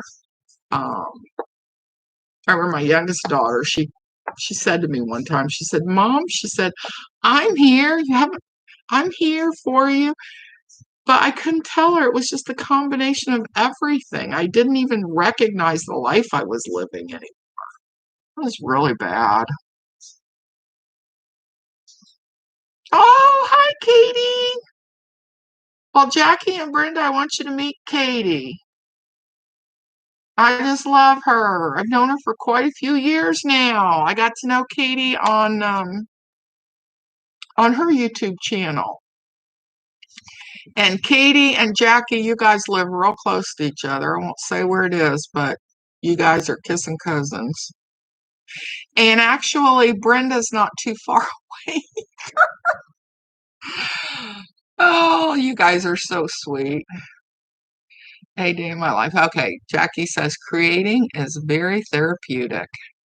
Yeah, it is. And I had forgotten it because Brenda will contest that my only creativity um, was sewing. And I was always an extreme sewer. And it was mainly quilts or clothing. And I didn't just sew when I sewed, I was compulsive about it. Um, I would make king size quilts after king size quilts. I didn't do the small stuff. I did embroidery work. I did a lot of my own creations. But then one day that interest completely dried up. And I don't know if that was another depression I was going through. But yeah, I couldn't even do that anymore. So that part of the creativity in me just died. And I had been doing it since I was 10 years old. And I would say this probably happened when I was 60. And I don't know what got me on this junk journaling. I think it was I must have seen somebody. I'm glad you guys all said hi to each other. I'm not going to say, you guys can do this privately. Katie has a channel, and Katie, I would have to look up your channel name. I'm not real good at it. But A Day in My Life is the channel for Jackie. And Katie has a channel that she doesn't use real often anymore, but she does do live on Facebooks, which I love whenever I see you.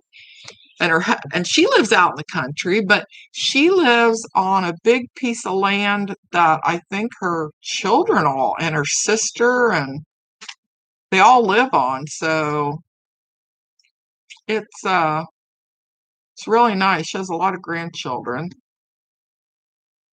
Post more videos. Yes, you need to post more videos, Katie. Yeah. Last one I really remember seeing, I think, was when your husband was putting up a wooden fence. Is that correct? I'd have to go back and look. And that's been a while.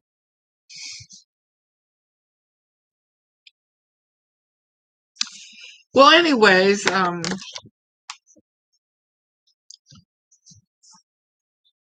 Brenda does beautiful poetry. And she has got a blog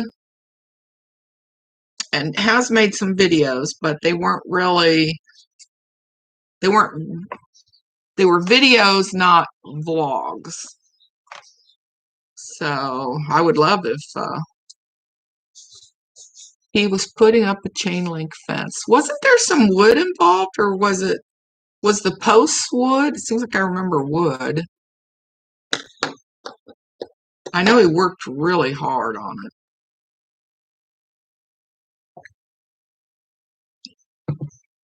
But Katie, you used to do a whole lot more vlogs than you do now. I know life just gets so busy. Physically, we feel like crap. On the back deck, yes. Okay. Yeah. Well, anyways, yeah. Uh, my daughter Joan, she's my youngest, she and her husband just put up they had an old privacy fence that went around their backyard, and one of the big storms went through and knocked the whole, not just a section, but like the whole side over. And they just put up a new fence. I started losing my hair, so I haven't posted in a while. You mean you're not perfect? Oh my goodness. I don't know what to do about that, Katie. If we all waited until we were perfect, I don't think any of us would be making vlogs.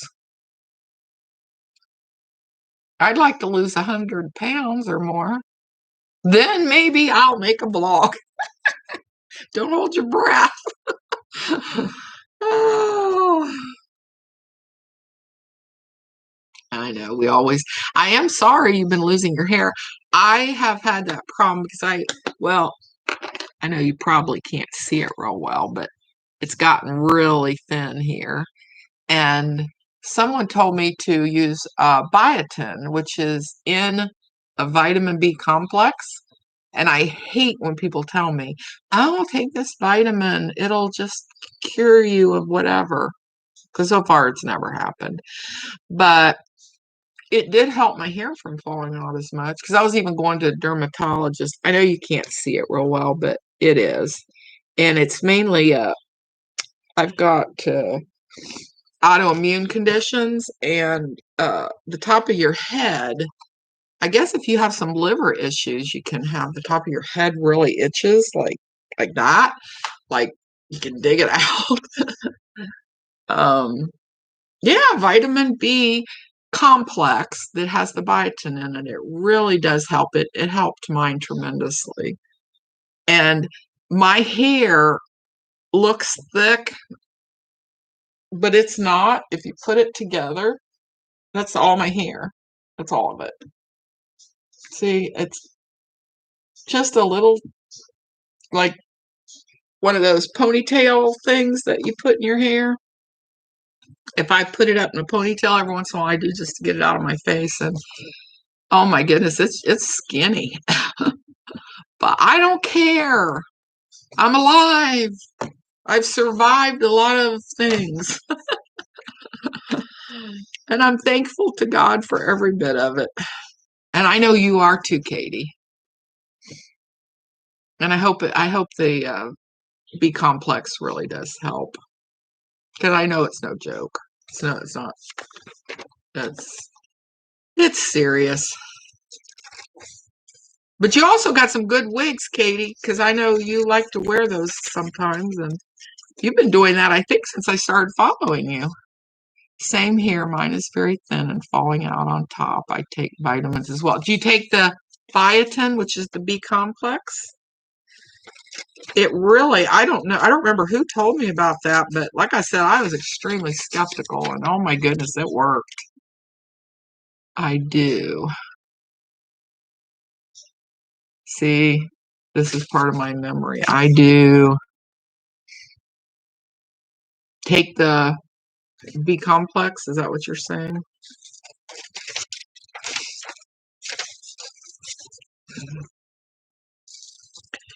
Brenda can contest. I used to have very long, thick hair, and then it all went to pot. Oh, don't you love getting older? Yeah, you do have nice wigs. I think you've always liked wearing wigs, haven't you? Seems like ever since I've followed you on YouTube, periodically you'll wear them. My daughter has a couple wigs. Uh, she'll wear. I take hair and nail vitamins, Brenda said, but I just got shampoo and conditioner yesterday at Marshall's that has biotin in it. Oh, well, you have to let me know how that works. I've never knew that you could get that in shampoo and conditioner. I have worn them on and off for years. Yeah, yeah. Yep. I think you've got one on in your picture right there, don't you? In your little thumbnail. I know you've had different colored ones.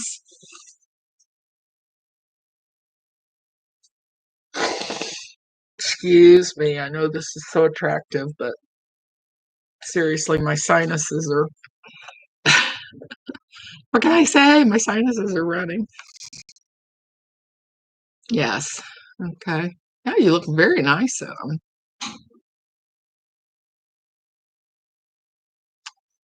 Remember, Jackie said, remember, Kathy, when I would always say,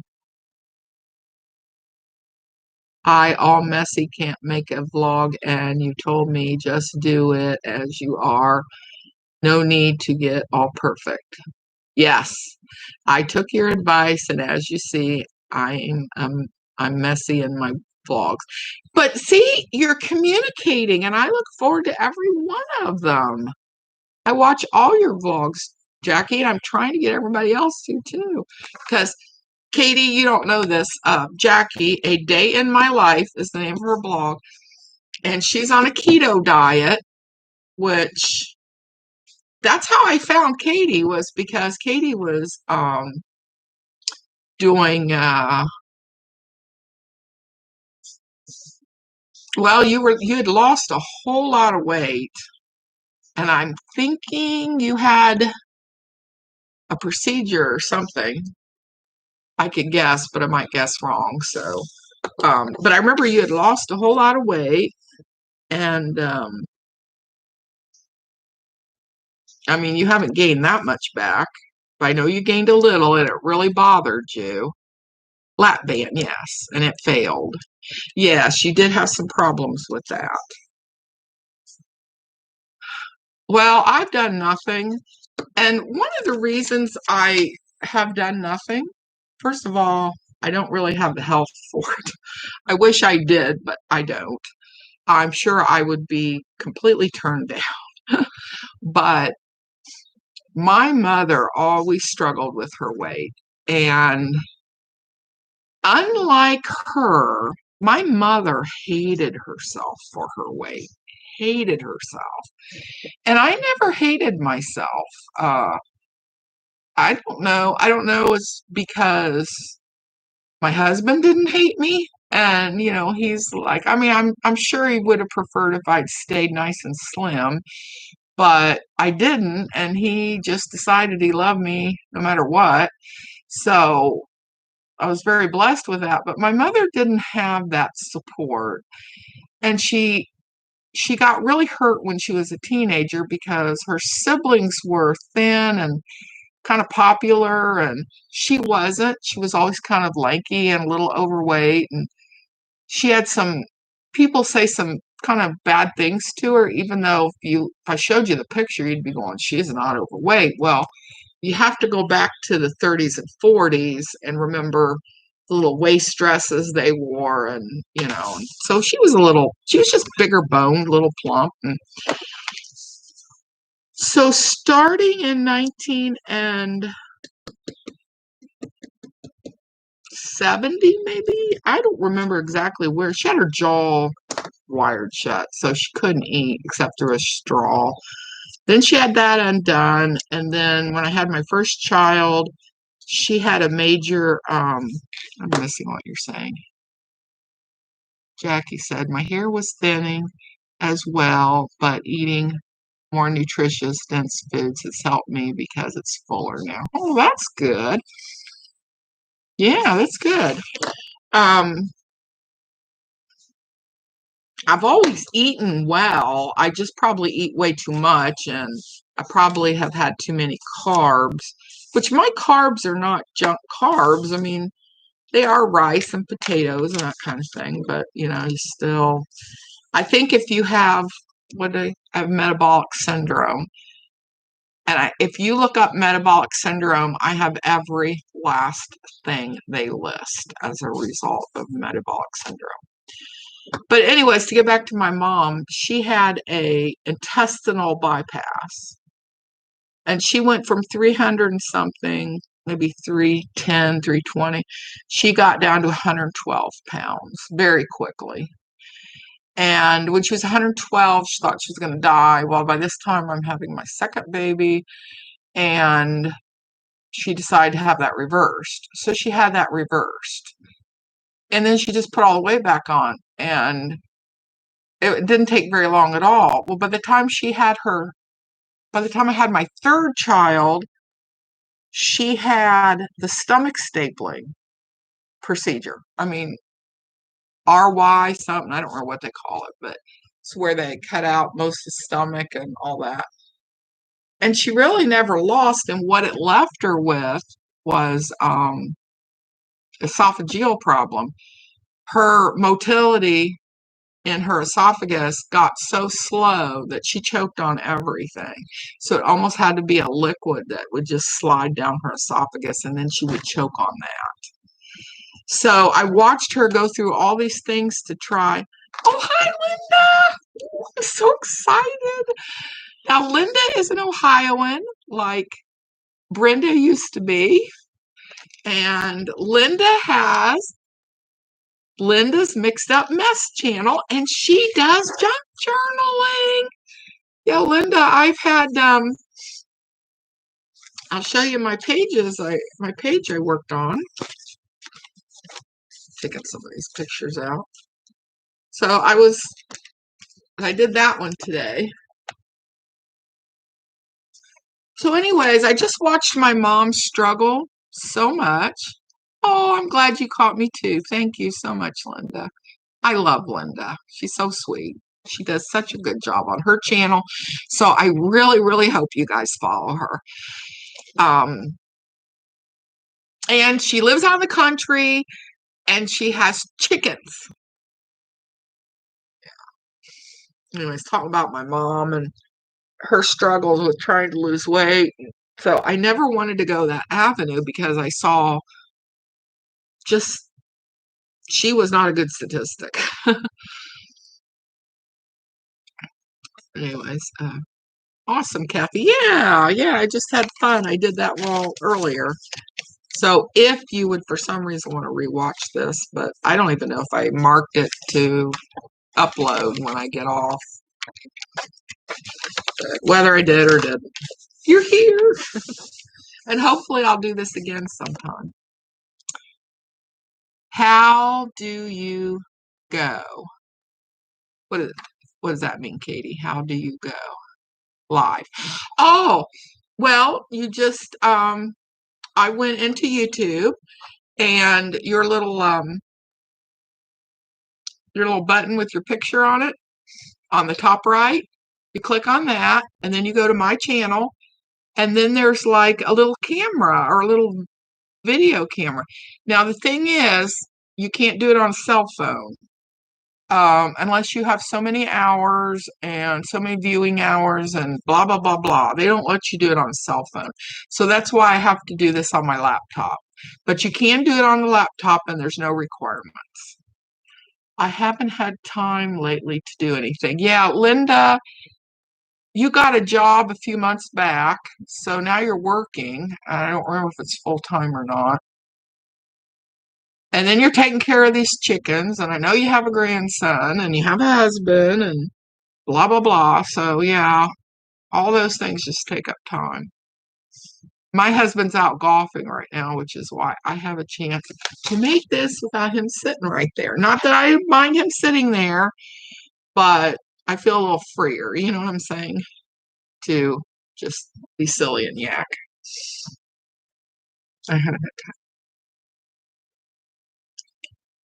Yeah, just click on that and it'll ask if you want to go live. And you just click yes and answer the questions, and it takes, I don't know, 10 seconds. Linda says, part-time chickens, garden, babies, hubby is tired. It's tiring. Yeah. Yeah, that would be. I remember those days. They weren't all that long ago.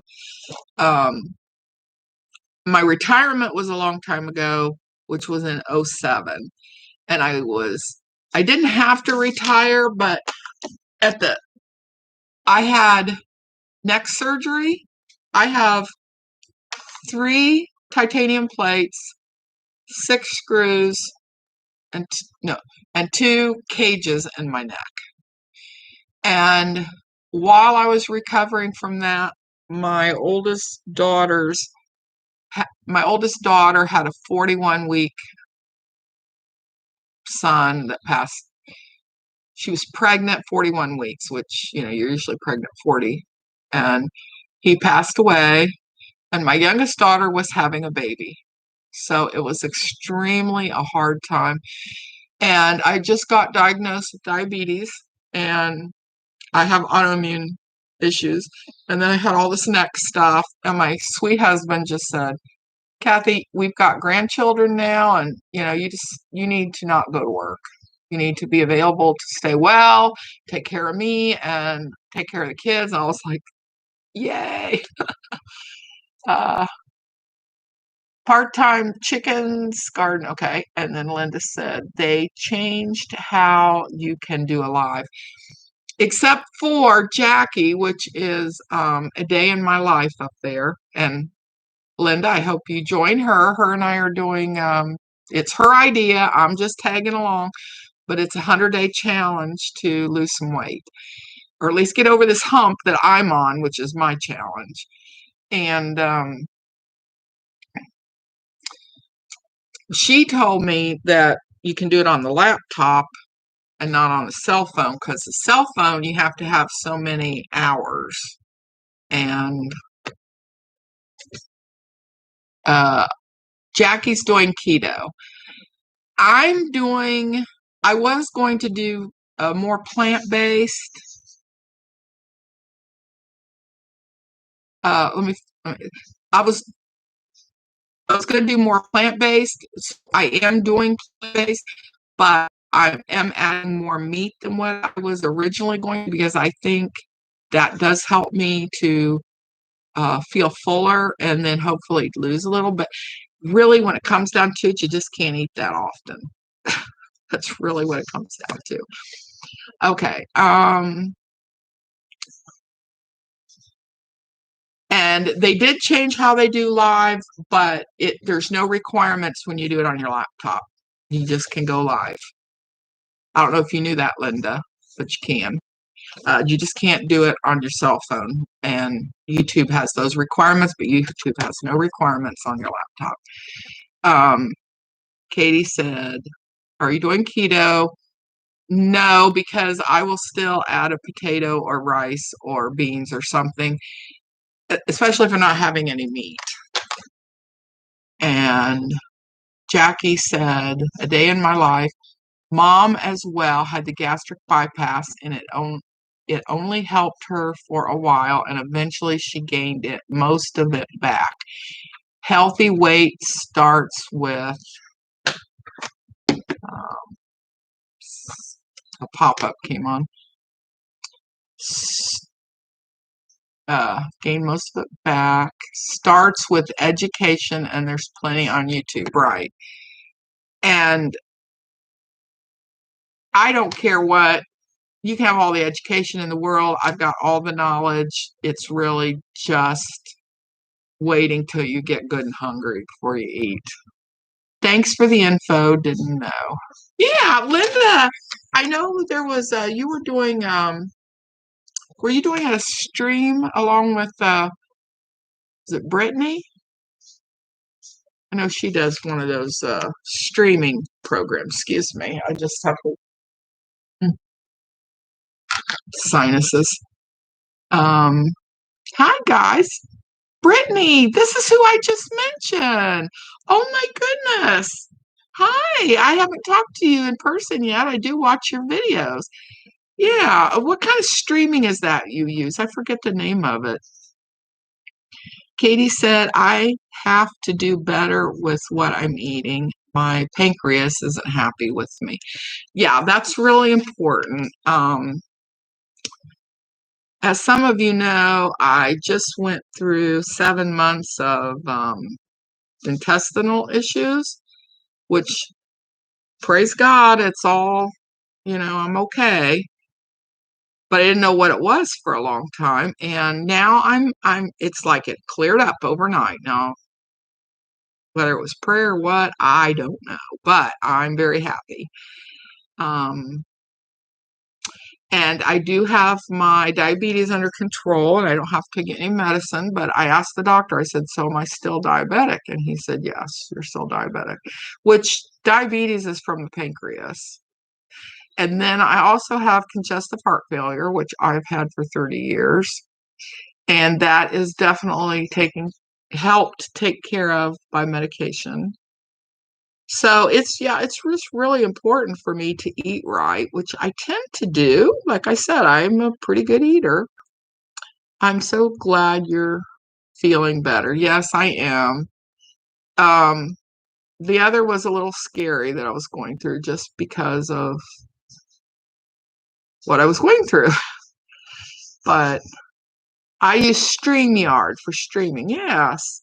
Uh, Brittany, I was just saying, YouTube, they have so many restrictions if you use your cell phone. But Jackie, in a day in my life, she was telling me, you can just use your laptop. And that's what I've been doing. And it works great. And there's no requirements at all. And I don't think on StreamYard there is either, but I have not really looked into that.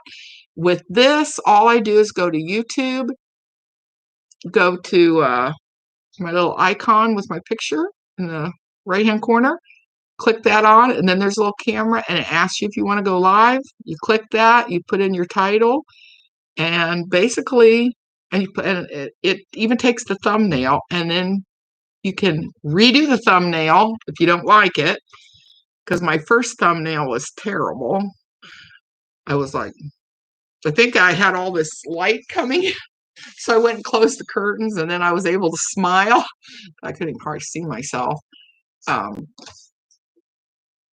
Yeah, so yeah, that's what you do. And Katie, if you go live, I hope to see that right away, be able to watch you. So Brittany does she does journaling too, but she also does this thing where she throws paint. Am I correct, Brittany? Tell us a little about that. I've watched it. It's really stormy here, so my internet is buggy, so I think I'm lagging, so I apologize for that. That's fine.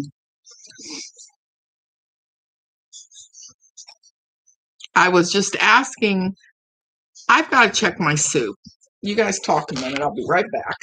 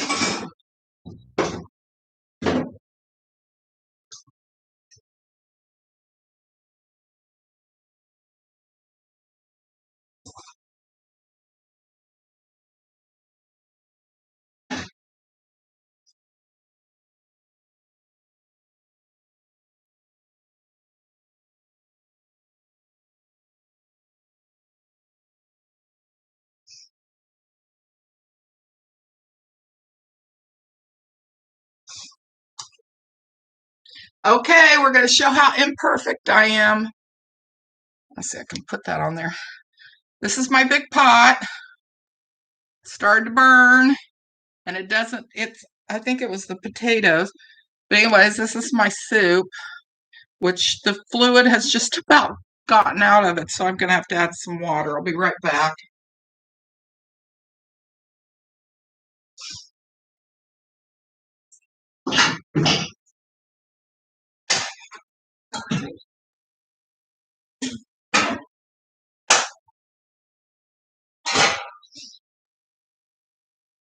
I'm coming.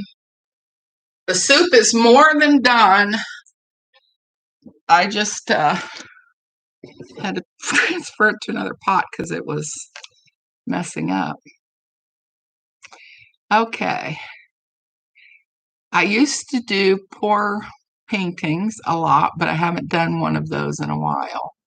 I just use the cheap paint from Walmart, so it isn't much cost, and it's lots of fun and messy. I like it. And Brenda said, cool, Brittany. I've been showing my grandchildren some of those types of pour painting videos over canvas. Yeah, Brittany, your last ones, you had like 10 canvases that you put on your garage floor, right?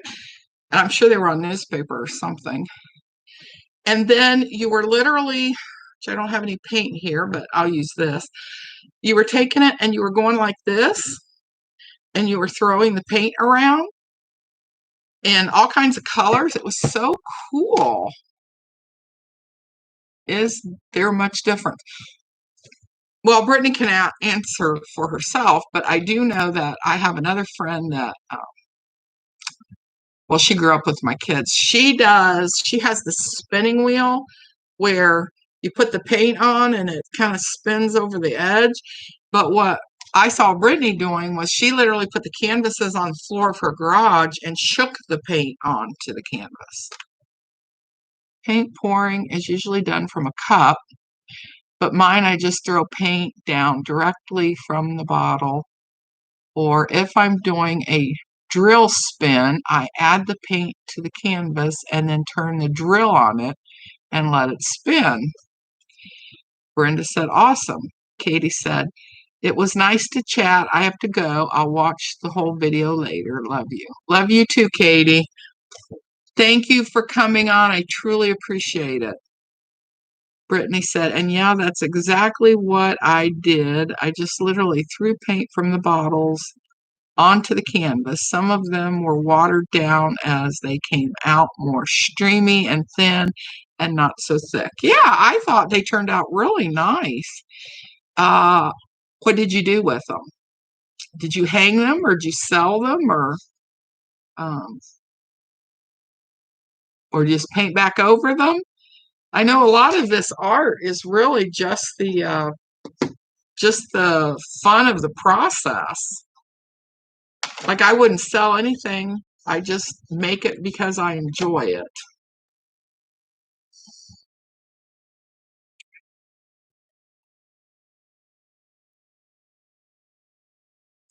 I am going to be, showed this a little bit ago, but these are some of my painty papers from Gel Prints. I'm going to have to do something about this lamp.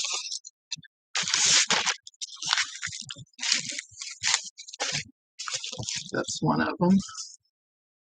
When Brenda was here a few weeks ago, I gave a whole big stack, it was bigger than this, to her grandchildren. I guess they were happy about that because they're in love with jelly printing now. Brittany said, I usually try to sell them, but it's not much of an interest in a lot of people. So I only sold one, but I'm planning on hanging them up down my hallway since those walls are bare. Oh, I like it. Love your prints, Miss Kathy. Oh, thank you. Yeah, now if you look on my YouTube, I've made some videos where I do it, and it's so addictive. It's addictive. And Brenda said, oh yes, they were happy. Well, good. Now I would suggest, and of course you do what you want, but $1 at the Dollar Tree, and then give them. Now you can get this for $1.99, or you can use glue sticks, but I find this works much better, especially if you have air conditioning. I don't know about muggy if your house is muggy, but I have air conditioning, so it just dries everything out. And I notice the glue sticks dry out. But Brenda, if you just have them tear up those painty papers I did and glue them into, the composition notebook like I did here. I did this just a little bit ago. And then you can take a picture probably wouldn't want to use as big a picture as this, but then you can take a picture and glue it on top, and it's a nice background. Brittany said, if I make a painting and it doesn't sell and I don't like it, I'll just paint over it. But these ones I really liked and couldn't bear to cover them up. Oh, is that the ones where you threw the paint? Yeah, I love those. If anybody, is your YouTube by your name? Is it Brittany Linger? Is that your YouTube name? And that way, if Brenda, particularly, which is Sincerely BG, yeah, those ones. Sincerely BG, she can look at your paint you did. Okay, so Brenda, just look up Brittany Linger, and I'm sorry to say, but I do not think that your son and your daughter and son-in-law will like their children doing to their garage what Brittany does to hers. She enjoys her garage for her painting. Yeah, and I could definitely do that, but I do know that Brenda's daughter and son-in-law are very particular about the garage. They keep their cars in it. So I don't think paint's going to take over. That's a picture I also just cut out for Father's Day. It was on the Parade magazine. Isn't that cute? Father and son. It gave their name. I don't know them. Maybe you recognize them from the movies or something. But it was from Parade. And see, Brenda, you just take a smaller picture maybe and even glue that over top, and you got your background, your painting paper, and glue your picture.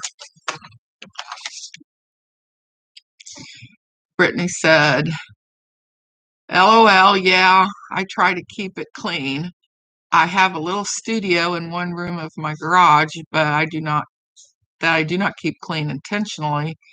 But the big area, I always lay a tarp down. Yeah. I don't think our garage has been, the floor or the walls have been painted in probably 50 years. That would look good though, paint around it. And Brenda said, LOL, yes, they are. Yeah, that looks great. Yeah, yeah. The painting papers just give a nice background.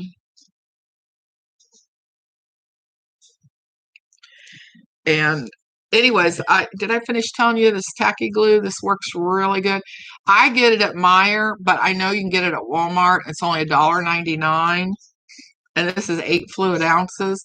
And if you keep it in a jar like this, and like, you squeeze it out and then you just put the lid on, put it back in, then like this one's just about completely empty. I mean, it's like I've been on air. So I think and it should have already dripped down the sides because it's always stored like this.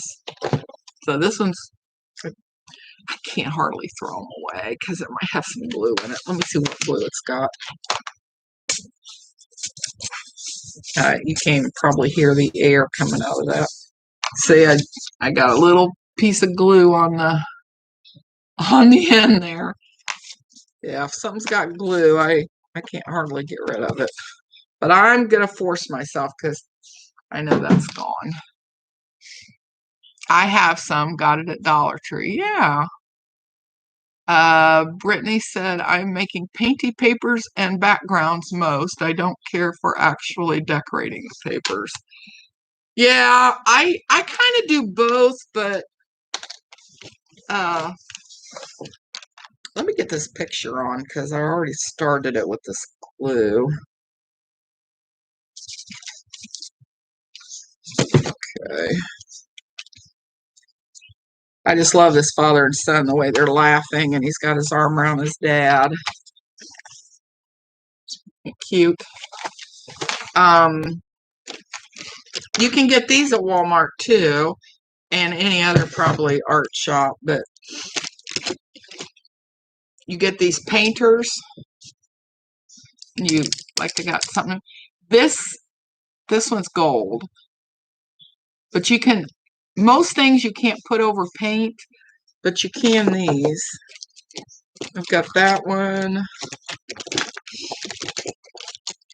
Yeah, I have a pink one. This is called Molotow. I got this at Hobby Lobby. And then this is the Molotow again. It's white, which I think anything white. Let me show you. Okay, so I got my paper here. And then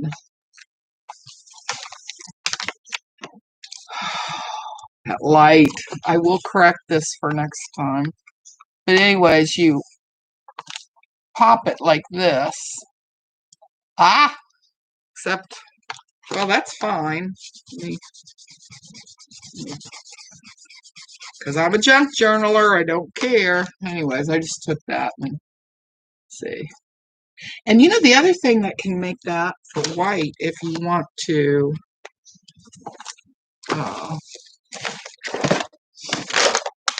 at the Dollar Tree, and if Linda's still here, Linda can tell you about this. It's the Bic Correction. And it's the kind, you know, just like you correct your writing. And it's got a little brush. And that goes over paint really well. So, like, you could draw flowers or different things. Collage. Brittany said collage master boards are fun. Then they can be cut up to use as backgrounds for stuff. Yeah, I've seen yours. You had your table set out and you had, was it paper or cardboard, like from cereal boxes or something? I don't remember, but you had it made real big and then you just started gluing your pictures and things for your collage board. That was nice. But Linda got some of this white stuff, but her husband stole it. So yeah, that sounds about right. Yeah. You know who created this stuff? I'm sure you guys have heard of the old singing group, the Monkees. One of the Monkees' mother created this back in the 60s. It was book pages glued together to make one big piece of paper. Right. Yeah, I can still see you sitting there doing it. I just didn't remember the detail. Now, did you end up cutting it up, Brittany, and putting it in a journal or anything?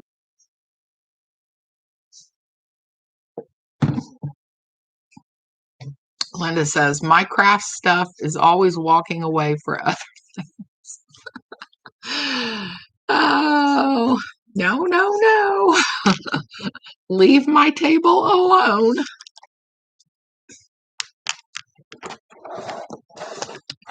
I got this out earlier, but I'll go ahead and show you again. I've got 2 drawers of these. The washi tapes. I enjoy those. Adding those on my painted papers. I've got one right here I was working on earlier.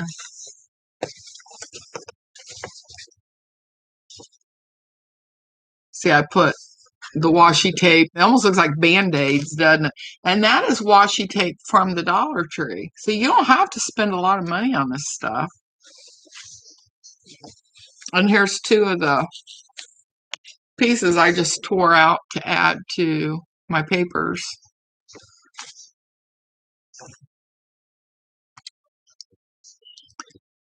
Let's see. Just to help you understand when you see me, I can only read out of one eye. I've made a few, Brittany says, and most of them I cut up. The neon one I made, I cut those up for ATCs. Yes, and for Brenda or Jackie or anybody doesn't know, an ATC, I forget what the inches are, but they're like trading cards. You can either make yourself and put in your own, you can actually get, like baseball trading cards, how they have sheets that you can put in a um, 3-ring binder. You can put those in there, or you can trade them and send them to other people.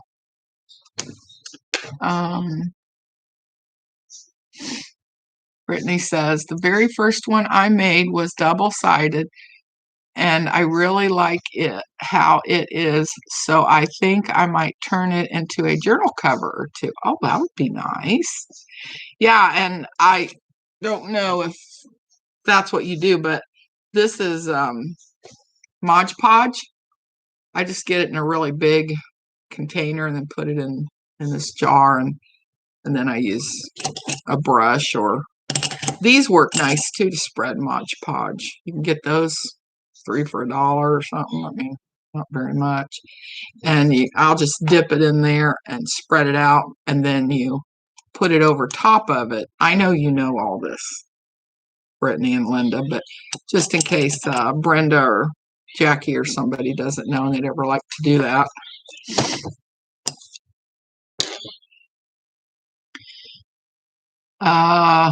Linda says, there are no such thing as hands off around here. Is that because they wouldn't listen to you if you told them hands off? Now, I never have to worry about that, because when my grandchildren come over, they are just enamored with all of this, and they're teenagers, and I let them, I'm the same way. I let them do whatever, and I always make sure they've got their own books, and that they can then, or a lot of times they'll work in my book, and then I'll just write their name that they contributed to that page.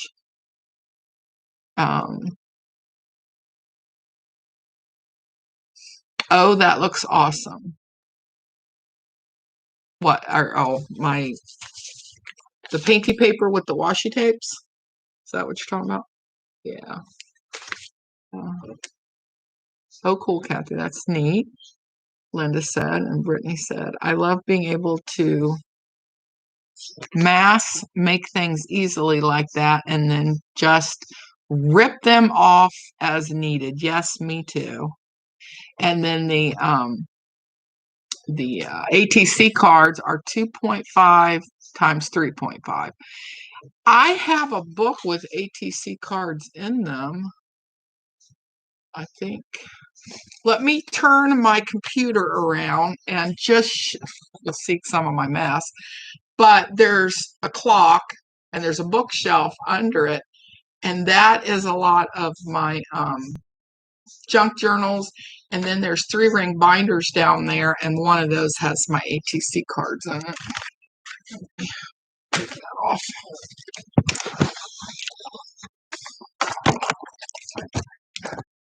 Can you see the clock on the wall? And then it's my junk journals. And believe it or not, my family loves to come over and get those out and look at them. So anyways, that's part of my junk. Let me go ahead and show you. There's the rest of my living room. So my husband sits in that chair right over there. I don't know if you can see me pointing, the bigger chair. And then mine's the littler chair, and my laptop's usually sitting on top of the TV tray. And that's my dog in that Afghan. That's Kendall. Kendall. There's Kendall. That's my baby. She's always right with me. Yeah, then my kitchen's in there, and that's my treadmill that I can put down easily. And then my dining room's in there, but it's not a dining room. It's Don's music room. There's a piano and I think 5 guitars and amps, and I don't know if you're dizzy, but I'm dizzy. Let's see. Right on, Miss Kathy. Thank you, Linda. Grandbaby made himself some painty papers. They're hanging on my fridge. Aw. Well, that's what Sincerely BG, which is Brenda, that's what her grandchildren are doing. They're a little bit older, I think, than your grandson. And then Linda said, Miss Kathy has a mask collection. It's perfection heaven. It is. I love it. I just finished one up, and I always put the starting date and the end date. So I'll have to do this with this book here. If I, no, I didn't. Well, this was started 2 days ago. This one I'm doing here, and then I always put the end date when I finish it. The first time, Brittany said, my niece spent the night with me. We painted. I gave her a canvas board and she went to town, so I hung it up too. And then Brittany said, I think she was 3 at that time. And it's amazing how something like that will stick with them for the rest of their life, especially if they grow up seeing you do that. My just turned 13-year-old granddaughter, Annie, she just went on a trip to California. She lives here in Ohio. And her mother had collected a bunch of, brochures and pamphlets and different things to give me when she got back.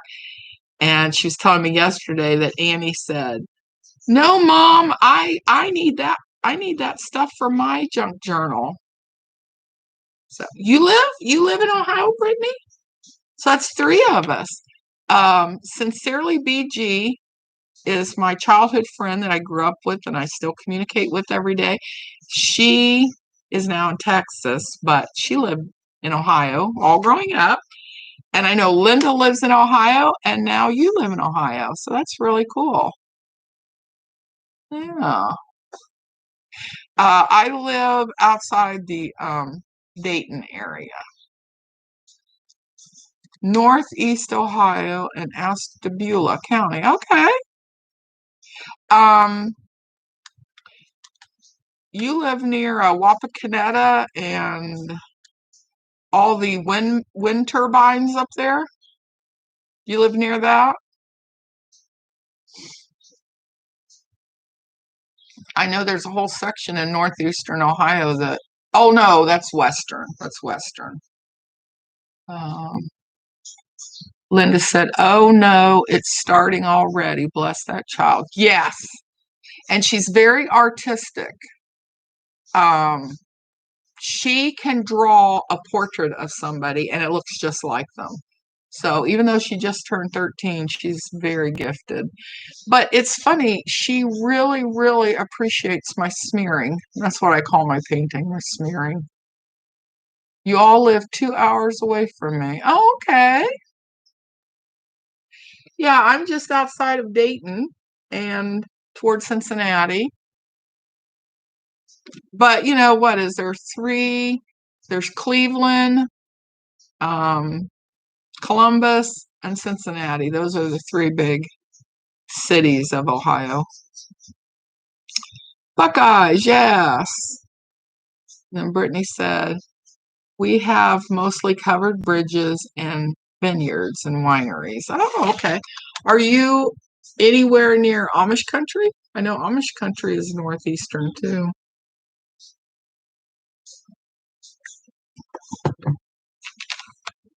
Yeah, I'm about an hour east of Cleveland. Yeah. I think most of the people that live in Ohio kind of associate with one of the big cities. Yes, my neighbors are Amish. Oh, cool. I've been up there many times to Amish country. I was just talking with someone about the Amish that started in Pennsylvania. And of course, when they came over, for religious freedoms and stuff, um, I know they went through New York, particularly settled in Pennsylvania. Then they came to Ohio, and from there, they've just, gotten different communities. I'm more southern. I'm about 30 minutes from Amish country. We have tons of Amish around here. Oh, cool. Yeah. They're a fascinating group of people, but I could never live their lifestyle. Couldn't do it. I don't know exactly where Amish country actually is, but yeah, they're all over here too. Well, that's because you're in the middle of Amish country, Brittany. Yeah. I wonder if they even approve of all this artsy stuff and making messes in your house with art. I've thought about it, but I couldn't either, Linda says. Yeah. No, I gotta have my messes, and I don't know. I like my freedom of not having people tell me what I have to do. Yeah, their art is building houses. Oh, that's a good art if that's what you're good at. And I did quilts for many, many, many years. Berlin is fascinating. Yep, I've been there. Um, there's a little town named Sugar Creek. It's up there. And Brittany says, yeah, I live alone and no one to tell me to clean up. That's great, good and bad. Yep. Linda says, we had the Amish come and do our roof. Oh, our shed in the backyard. If you watch any of my videos on YouTube, you'll see our shed in the backyard. That is made directly from the Amish. They make them and deliver them or put them together at this place not too far from us. And yeah, I love Sugar Creek. Great to take the babies to. Yeah. Anyways, that shed is rock solid. It's gray and has white trim. If you see that in my videos, and that is 100% Amish made. I'm trying to think if the guy delivered it was Amish. Delivered a flatbed truck with this. It looked like a little forklift, and I'm like, how's this one guy? Because this shed is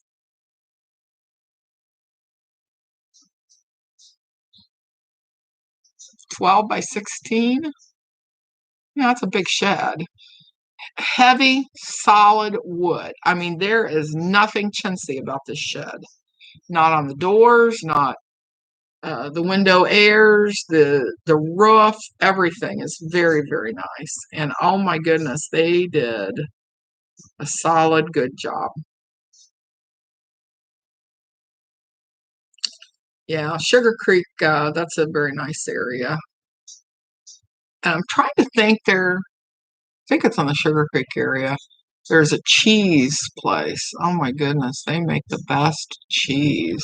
I admire them, their business greatly.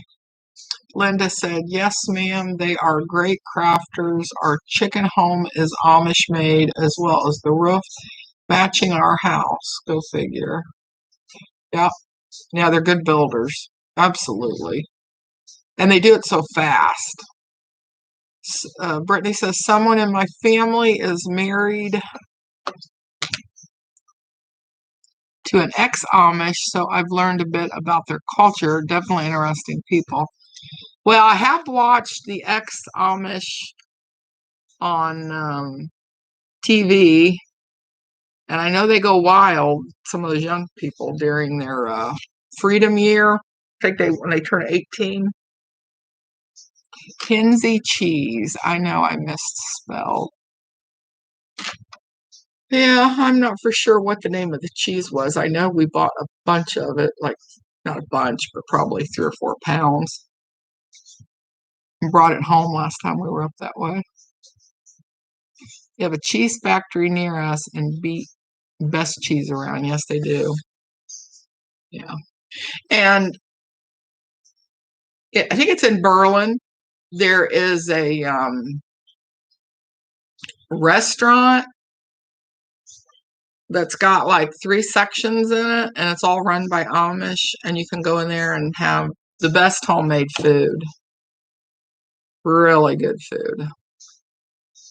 And it's on the corner. I think it was on the corner. If it wasn't, no, it wasn't directly on the corner, but it might have been up just a little bit. And I know there was a wooden a wooden deck or something that um, you kind of walk up the stairs and go in there. I don't know. I don't know if Brenda is still on here. Did you ever go to Amish country, Brenda? You and James?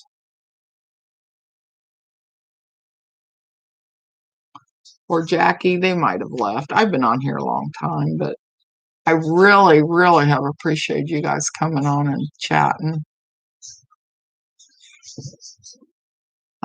Yes, Mrs. Kathy, yeah, I can't remember the name.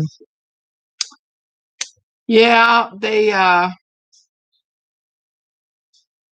there's actually several cheese places there, but this one almost looks Swiss, like it has a Swiss building to it.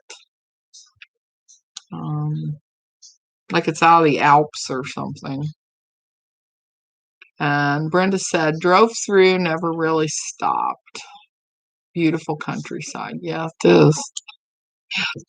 It is kind of scary. That's a very hilly area. And since you live in that area, Brittany, I do know there's been some accidents in that area. And, when you go up over those hills or around those curves, you don't, yeah, the Swiss Chalet. Yeah.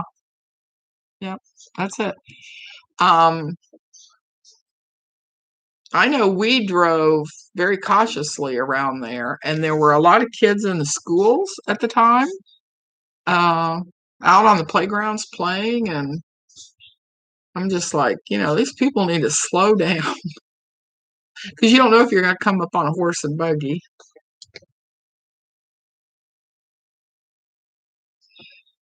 Well, I love you guys. I've been on for 2 hours and 41 minutes. It's not the world's record. For me, it is the world's record. But I watch a gal that lives in England. Let me find her name for you. She's in her 70s and she makes a video. Let me find the would it be history? I don't have a great memory, but for names. But she just moved. She lived in she might have moved to the Brighton area in Great Britain. She crochets, which I crochet, and in the winter, if you look at any of my past YouTubes, I do have my crochet on there. My phone's acting up. History. Anyways, every Saturday, she makes a minimum of 4 and 4.5 hours. That's minimum videos. So I know I'm not the longest one.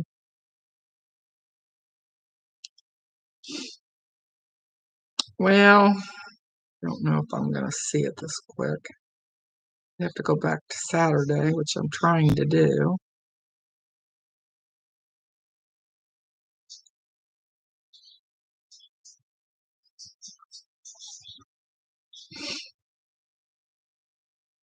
Anyway, she doesn't do our junk journaling or anything, but she does do that.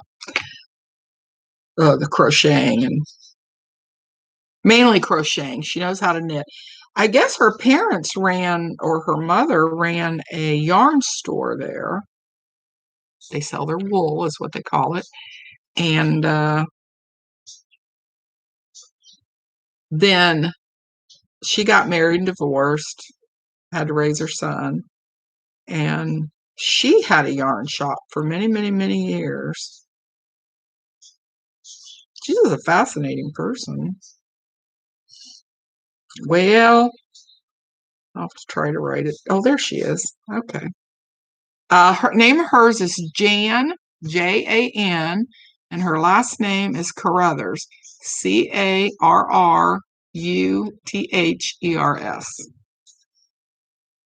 And I'll show you. That's that light. That's Jan Carruthers. Yeah, if you ever just like to sit and listen to anybody talk. But she lives in England. She lives in England, and she loves England. She never wants to live anyplace else but. So it's just kind of interesting to see her perspective. And she kind of splits a house now with her son and daughter-in-law because of her age. I think they kind of wanted, she left her own house, which she had a standalone house, which is really unusual in a lot of places in England because a lot of times they're all kind of connected, town apartments or homes. But anyways, she's just sold that in the past couple months since COVID, I know. And she just got her new place remodeled. Of course, it's very English. But anyways, it's cool. Well, does anybody else have anything else to say? And what are you going to be doing for today? Here's my bird. Some of you know I have 3 canaries, and this is a picture I did of I'm not a drawer, but I love to draw, of my cockatiel, Eva. And right now she's sitting over on her cage, in her cage, with 6 eggs. And we found her in the street last summer. So we've had her a year, and she's already had, as if I lost count, 32 eggs. None of them are viable because, okay, Jackie, thanks so much for joining. Thank you. And have fun at the gym. Go. She's doing really well with that weight challenge that she's got. She lost 8 pounds first 10 days.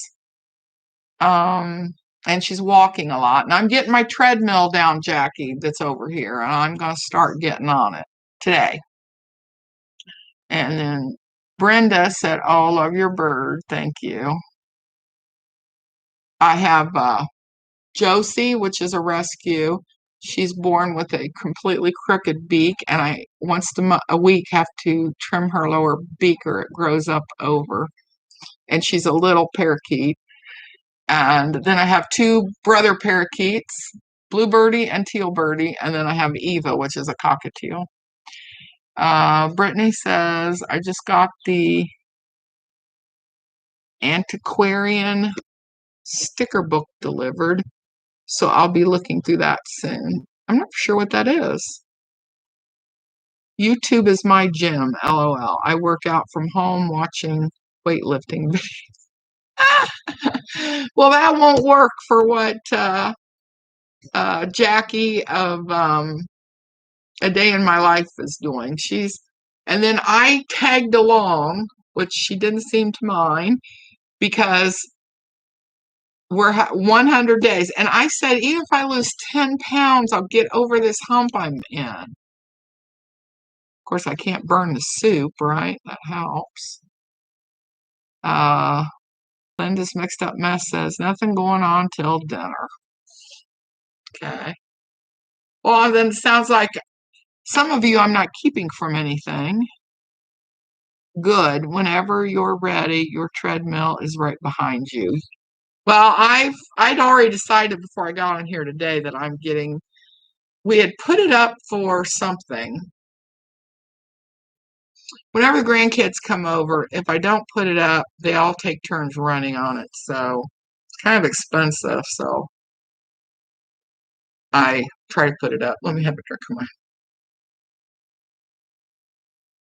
of my tea. I can't say ice anymore because it melted.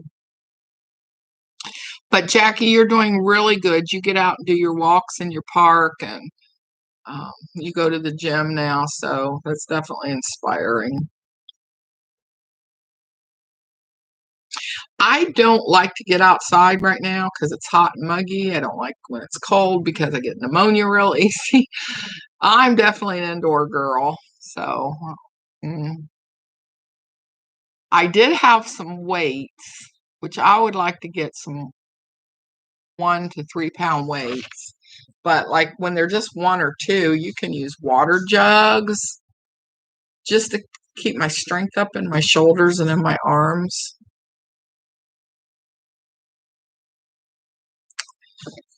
Um,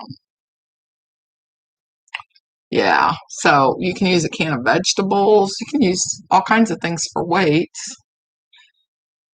But if you're a true weightlifter, you need some weights. But yeah, that wouldn't be me. And I do need to keep my shoulders strengthened. My neck bothers me some because of what I told you is, all the metal I have in my neck. So if I can keep my shoulders strengthened, that helps. Brittany, yeah, I got some of the adjustable weights, so when I'm ready, I can go up in weight. What's your heaviest that you feel comfortable lifting weights at? Mine would probably be 2 pounds. I'm so pathetic. And by comfortable, I mean not straining. Now, some people, they really can do bench presses. My son-in-law's cousin's daughter, so I guess his second cousin, she is 20 and she can lift 430 pounds. Let's see, yeah, I got the adjustable weights. Okay, right now I'm using 12-pound dumbbells. Oh, okay, that's good. And I don't think I'll be going up for a while. Yeah. Wow, 12 pounds. That is good. Linda said she's at 0. No, you're not. You work. You do stocking, right? Don't you put up stock? You got to pick those boxes up.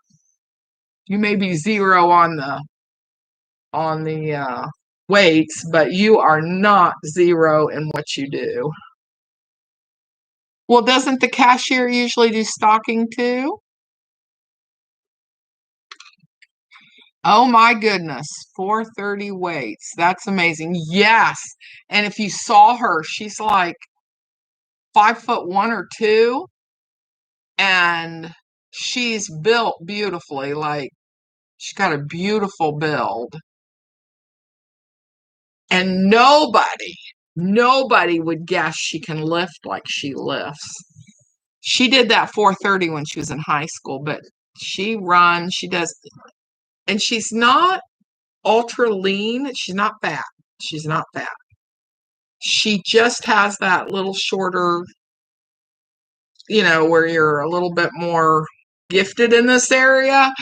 And she's got a little waist, she's got nice hips. I mean, she's just like, if you saw her, you would just not guess that if you messed with her, she could kick your butt. So if a guy ever messed with her, that guy's a goner. Oh, you're still 0, huh? Okay, Linda, I believe you.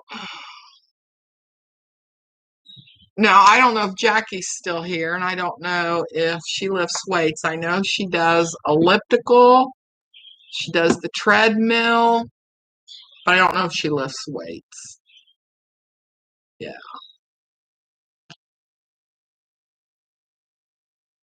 Yeah, you wouldn't mess with her. And I've known her since she was a little girl, and I had no idea she was strong like that.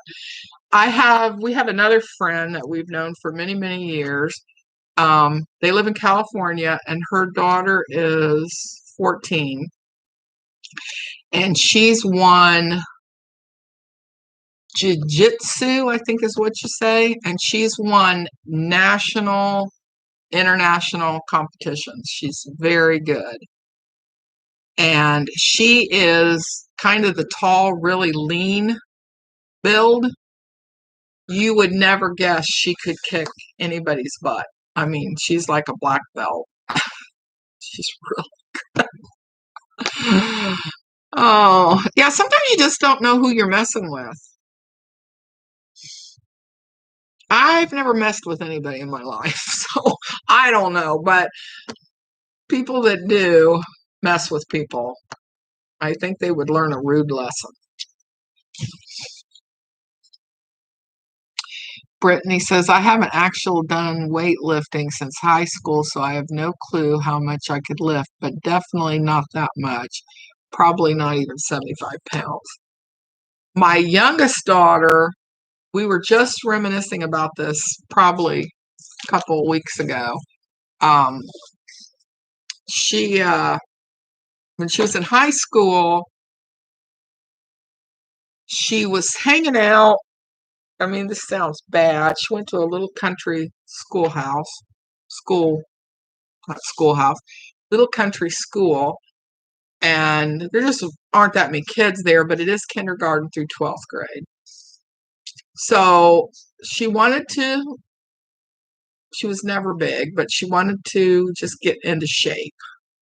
And so she was kind of hanging out with the football players because, they were doing exercises, and the football players and the coach actually was showing her some of their lifting. So she thought, wow, what better is this? Don't you know, one reason football players can get big necks is because of the way they lift. And one day I said to her, I said, Joan, I said, I've noticed your neck is increasing. She was horrified. She got so mad, she quit lifting weights with them. And they just laughed at her. They thought it was funny. She said, I am a girl. I do not want a big, thick neck like that. I just sent this picture to Jackie yesterday. Let's see if I can get it to show up. Turn this sideways. Turn my phone sideways.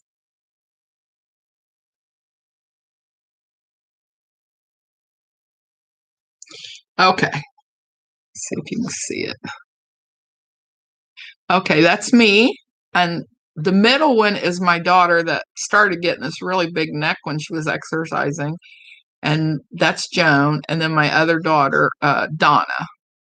Donna's older than Joan. But anyways, Donna was doing, names just elude me. She joined one of those competitions that you can join where they give you so much time and you have to run, you have to throw things up on a wall, you have to lift weights.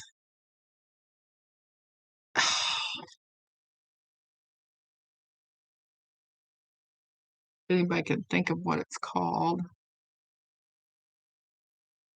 You have to jump up on the blocks. It's competition. Anyway, she did real good in that. I have very athletic children. They didn't get it from me. They got it from their dad. Yeah. Triathlon. Well, it's that type of concept, but it's all indoors. You don't go out, and you have to do pull-ups, push-ups.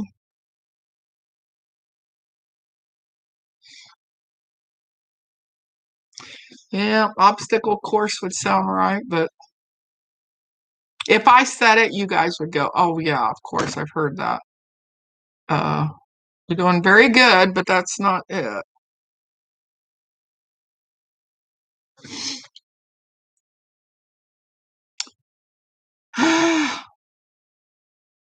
I hate when I can't remember something.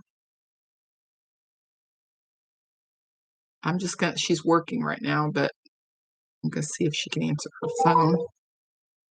Just because it's driving me crazy. Endurance. Yeah, it is endurance. Um, yeah, when she was doing the ones where you jump up on the box. Hey, Mom. Hi, I know you're working real quick. What was that competition you and Leanne did? Festivus, Huh? CrossFit, Cross. Festivus, CrossFit. It's CrossFit. That's what it's called. Yeah. I'm live on YouTube, and Oh yeah. and when you did that box jump and you ended up tearing your shin up, Yeah. what's that called? Box jump. Box jump. But how high was it up? Well, my box goes 20. I think it's 20, 24, and 26, and I was trying to do the 26, and that was not a good idea. But you could do the 24, but when you did the 26, your shin hit the edge of that box and tore your shin Yeah, up. so now I can do a 20, and I don't try for any more than that. Okay. I have PTSD. You have what? PTSD from that? I have PTSD from hitting my shin. Well, I don't blame you. And do you remember how well you did on that CrossFit? Oh, we didn't do well at all, but we did beat our own PRs, which means personal record. Okay. So we beat all of our own best. Okay. But Well, we didn't beat anybody else. Well, I was sure proud of you. Me too. All right. I'll let you get back to work. I love you. Love you. Bye. Bye. Okay. By the way, her job, she is a professional organizer. So, but anyways, yeah, CrossFit, that's what it's called. Have you all heard of that?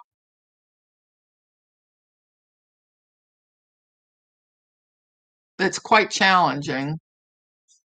I know she had a professional trainer that helped her for about 6 or 9 months get ready for that. And like she said, she, didn't beat anybody, but she did her own personal best. Yeah, it's too much for me too. My son was, well, still is quite the athlete, and he's the oldest. And the girls weren't that interested in it for a very long time, but once they got to being adults, I don't know what kicked in, but they decided they were going to be athletes, and that's what they've done.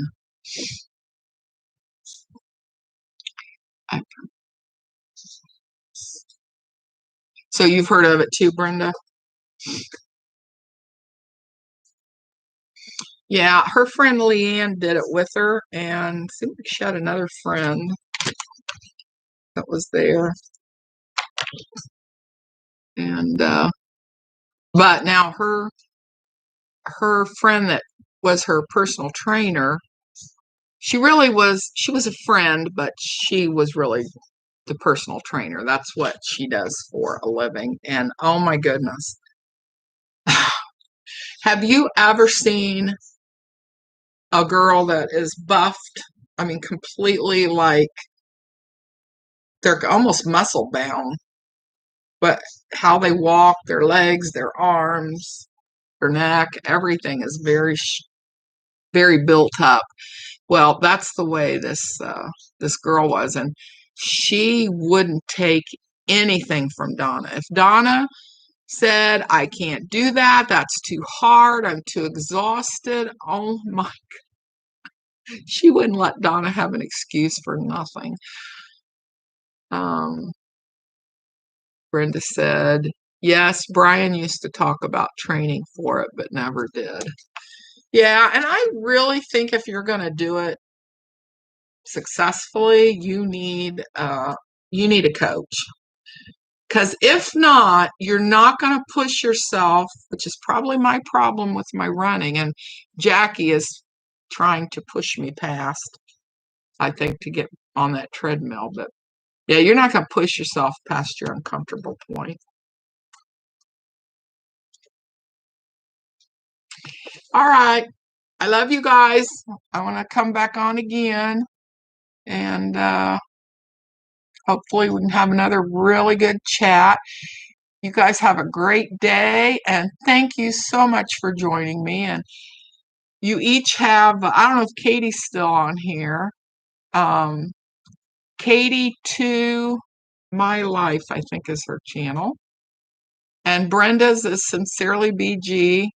And Brittany's is Brittany Linger. And Linda's is Linda's Mixed Up Mess. And I hope everybody can check out everybody's YouTube channel. And A Day in My Life is Jackie's. Oh, thank you, Brenda. Thank you, Linda. You guys are always so kind and supportive and loving. I love it. All right, I'll see you guys later, and we'll see if I know how to hang this up. Okay, it says at the bottom, end stream. Duh. All right, bye.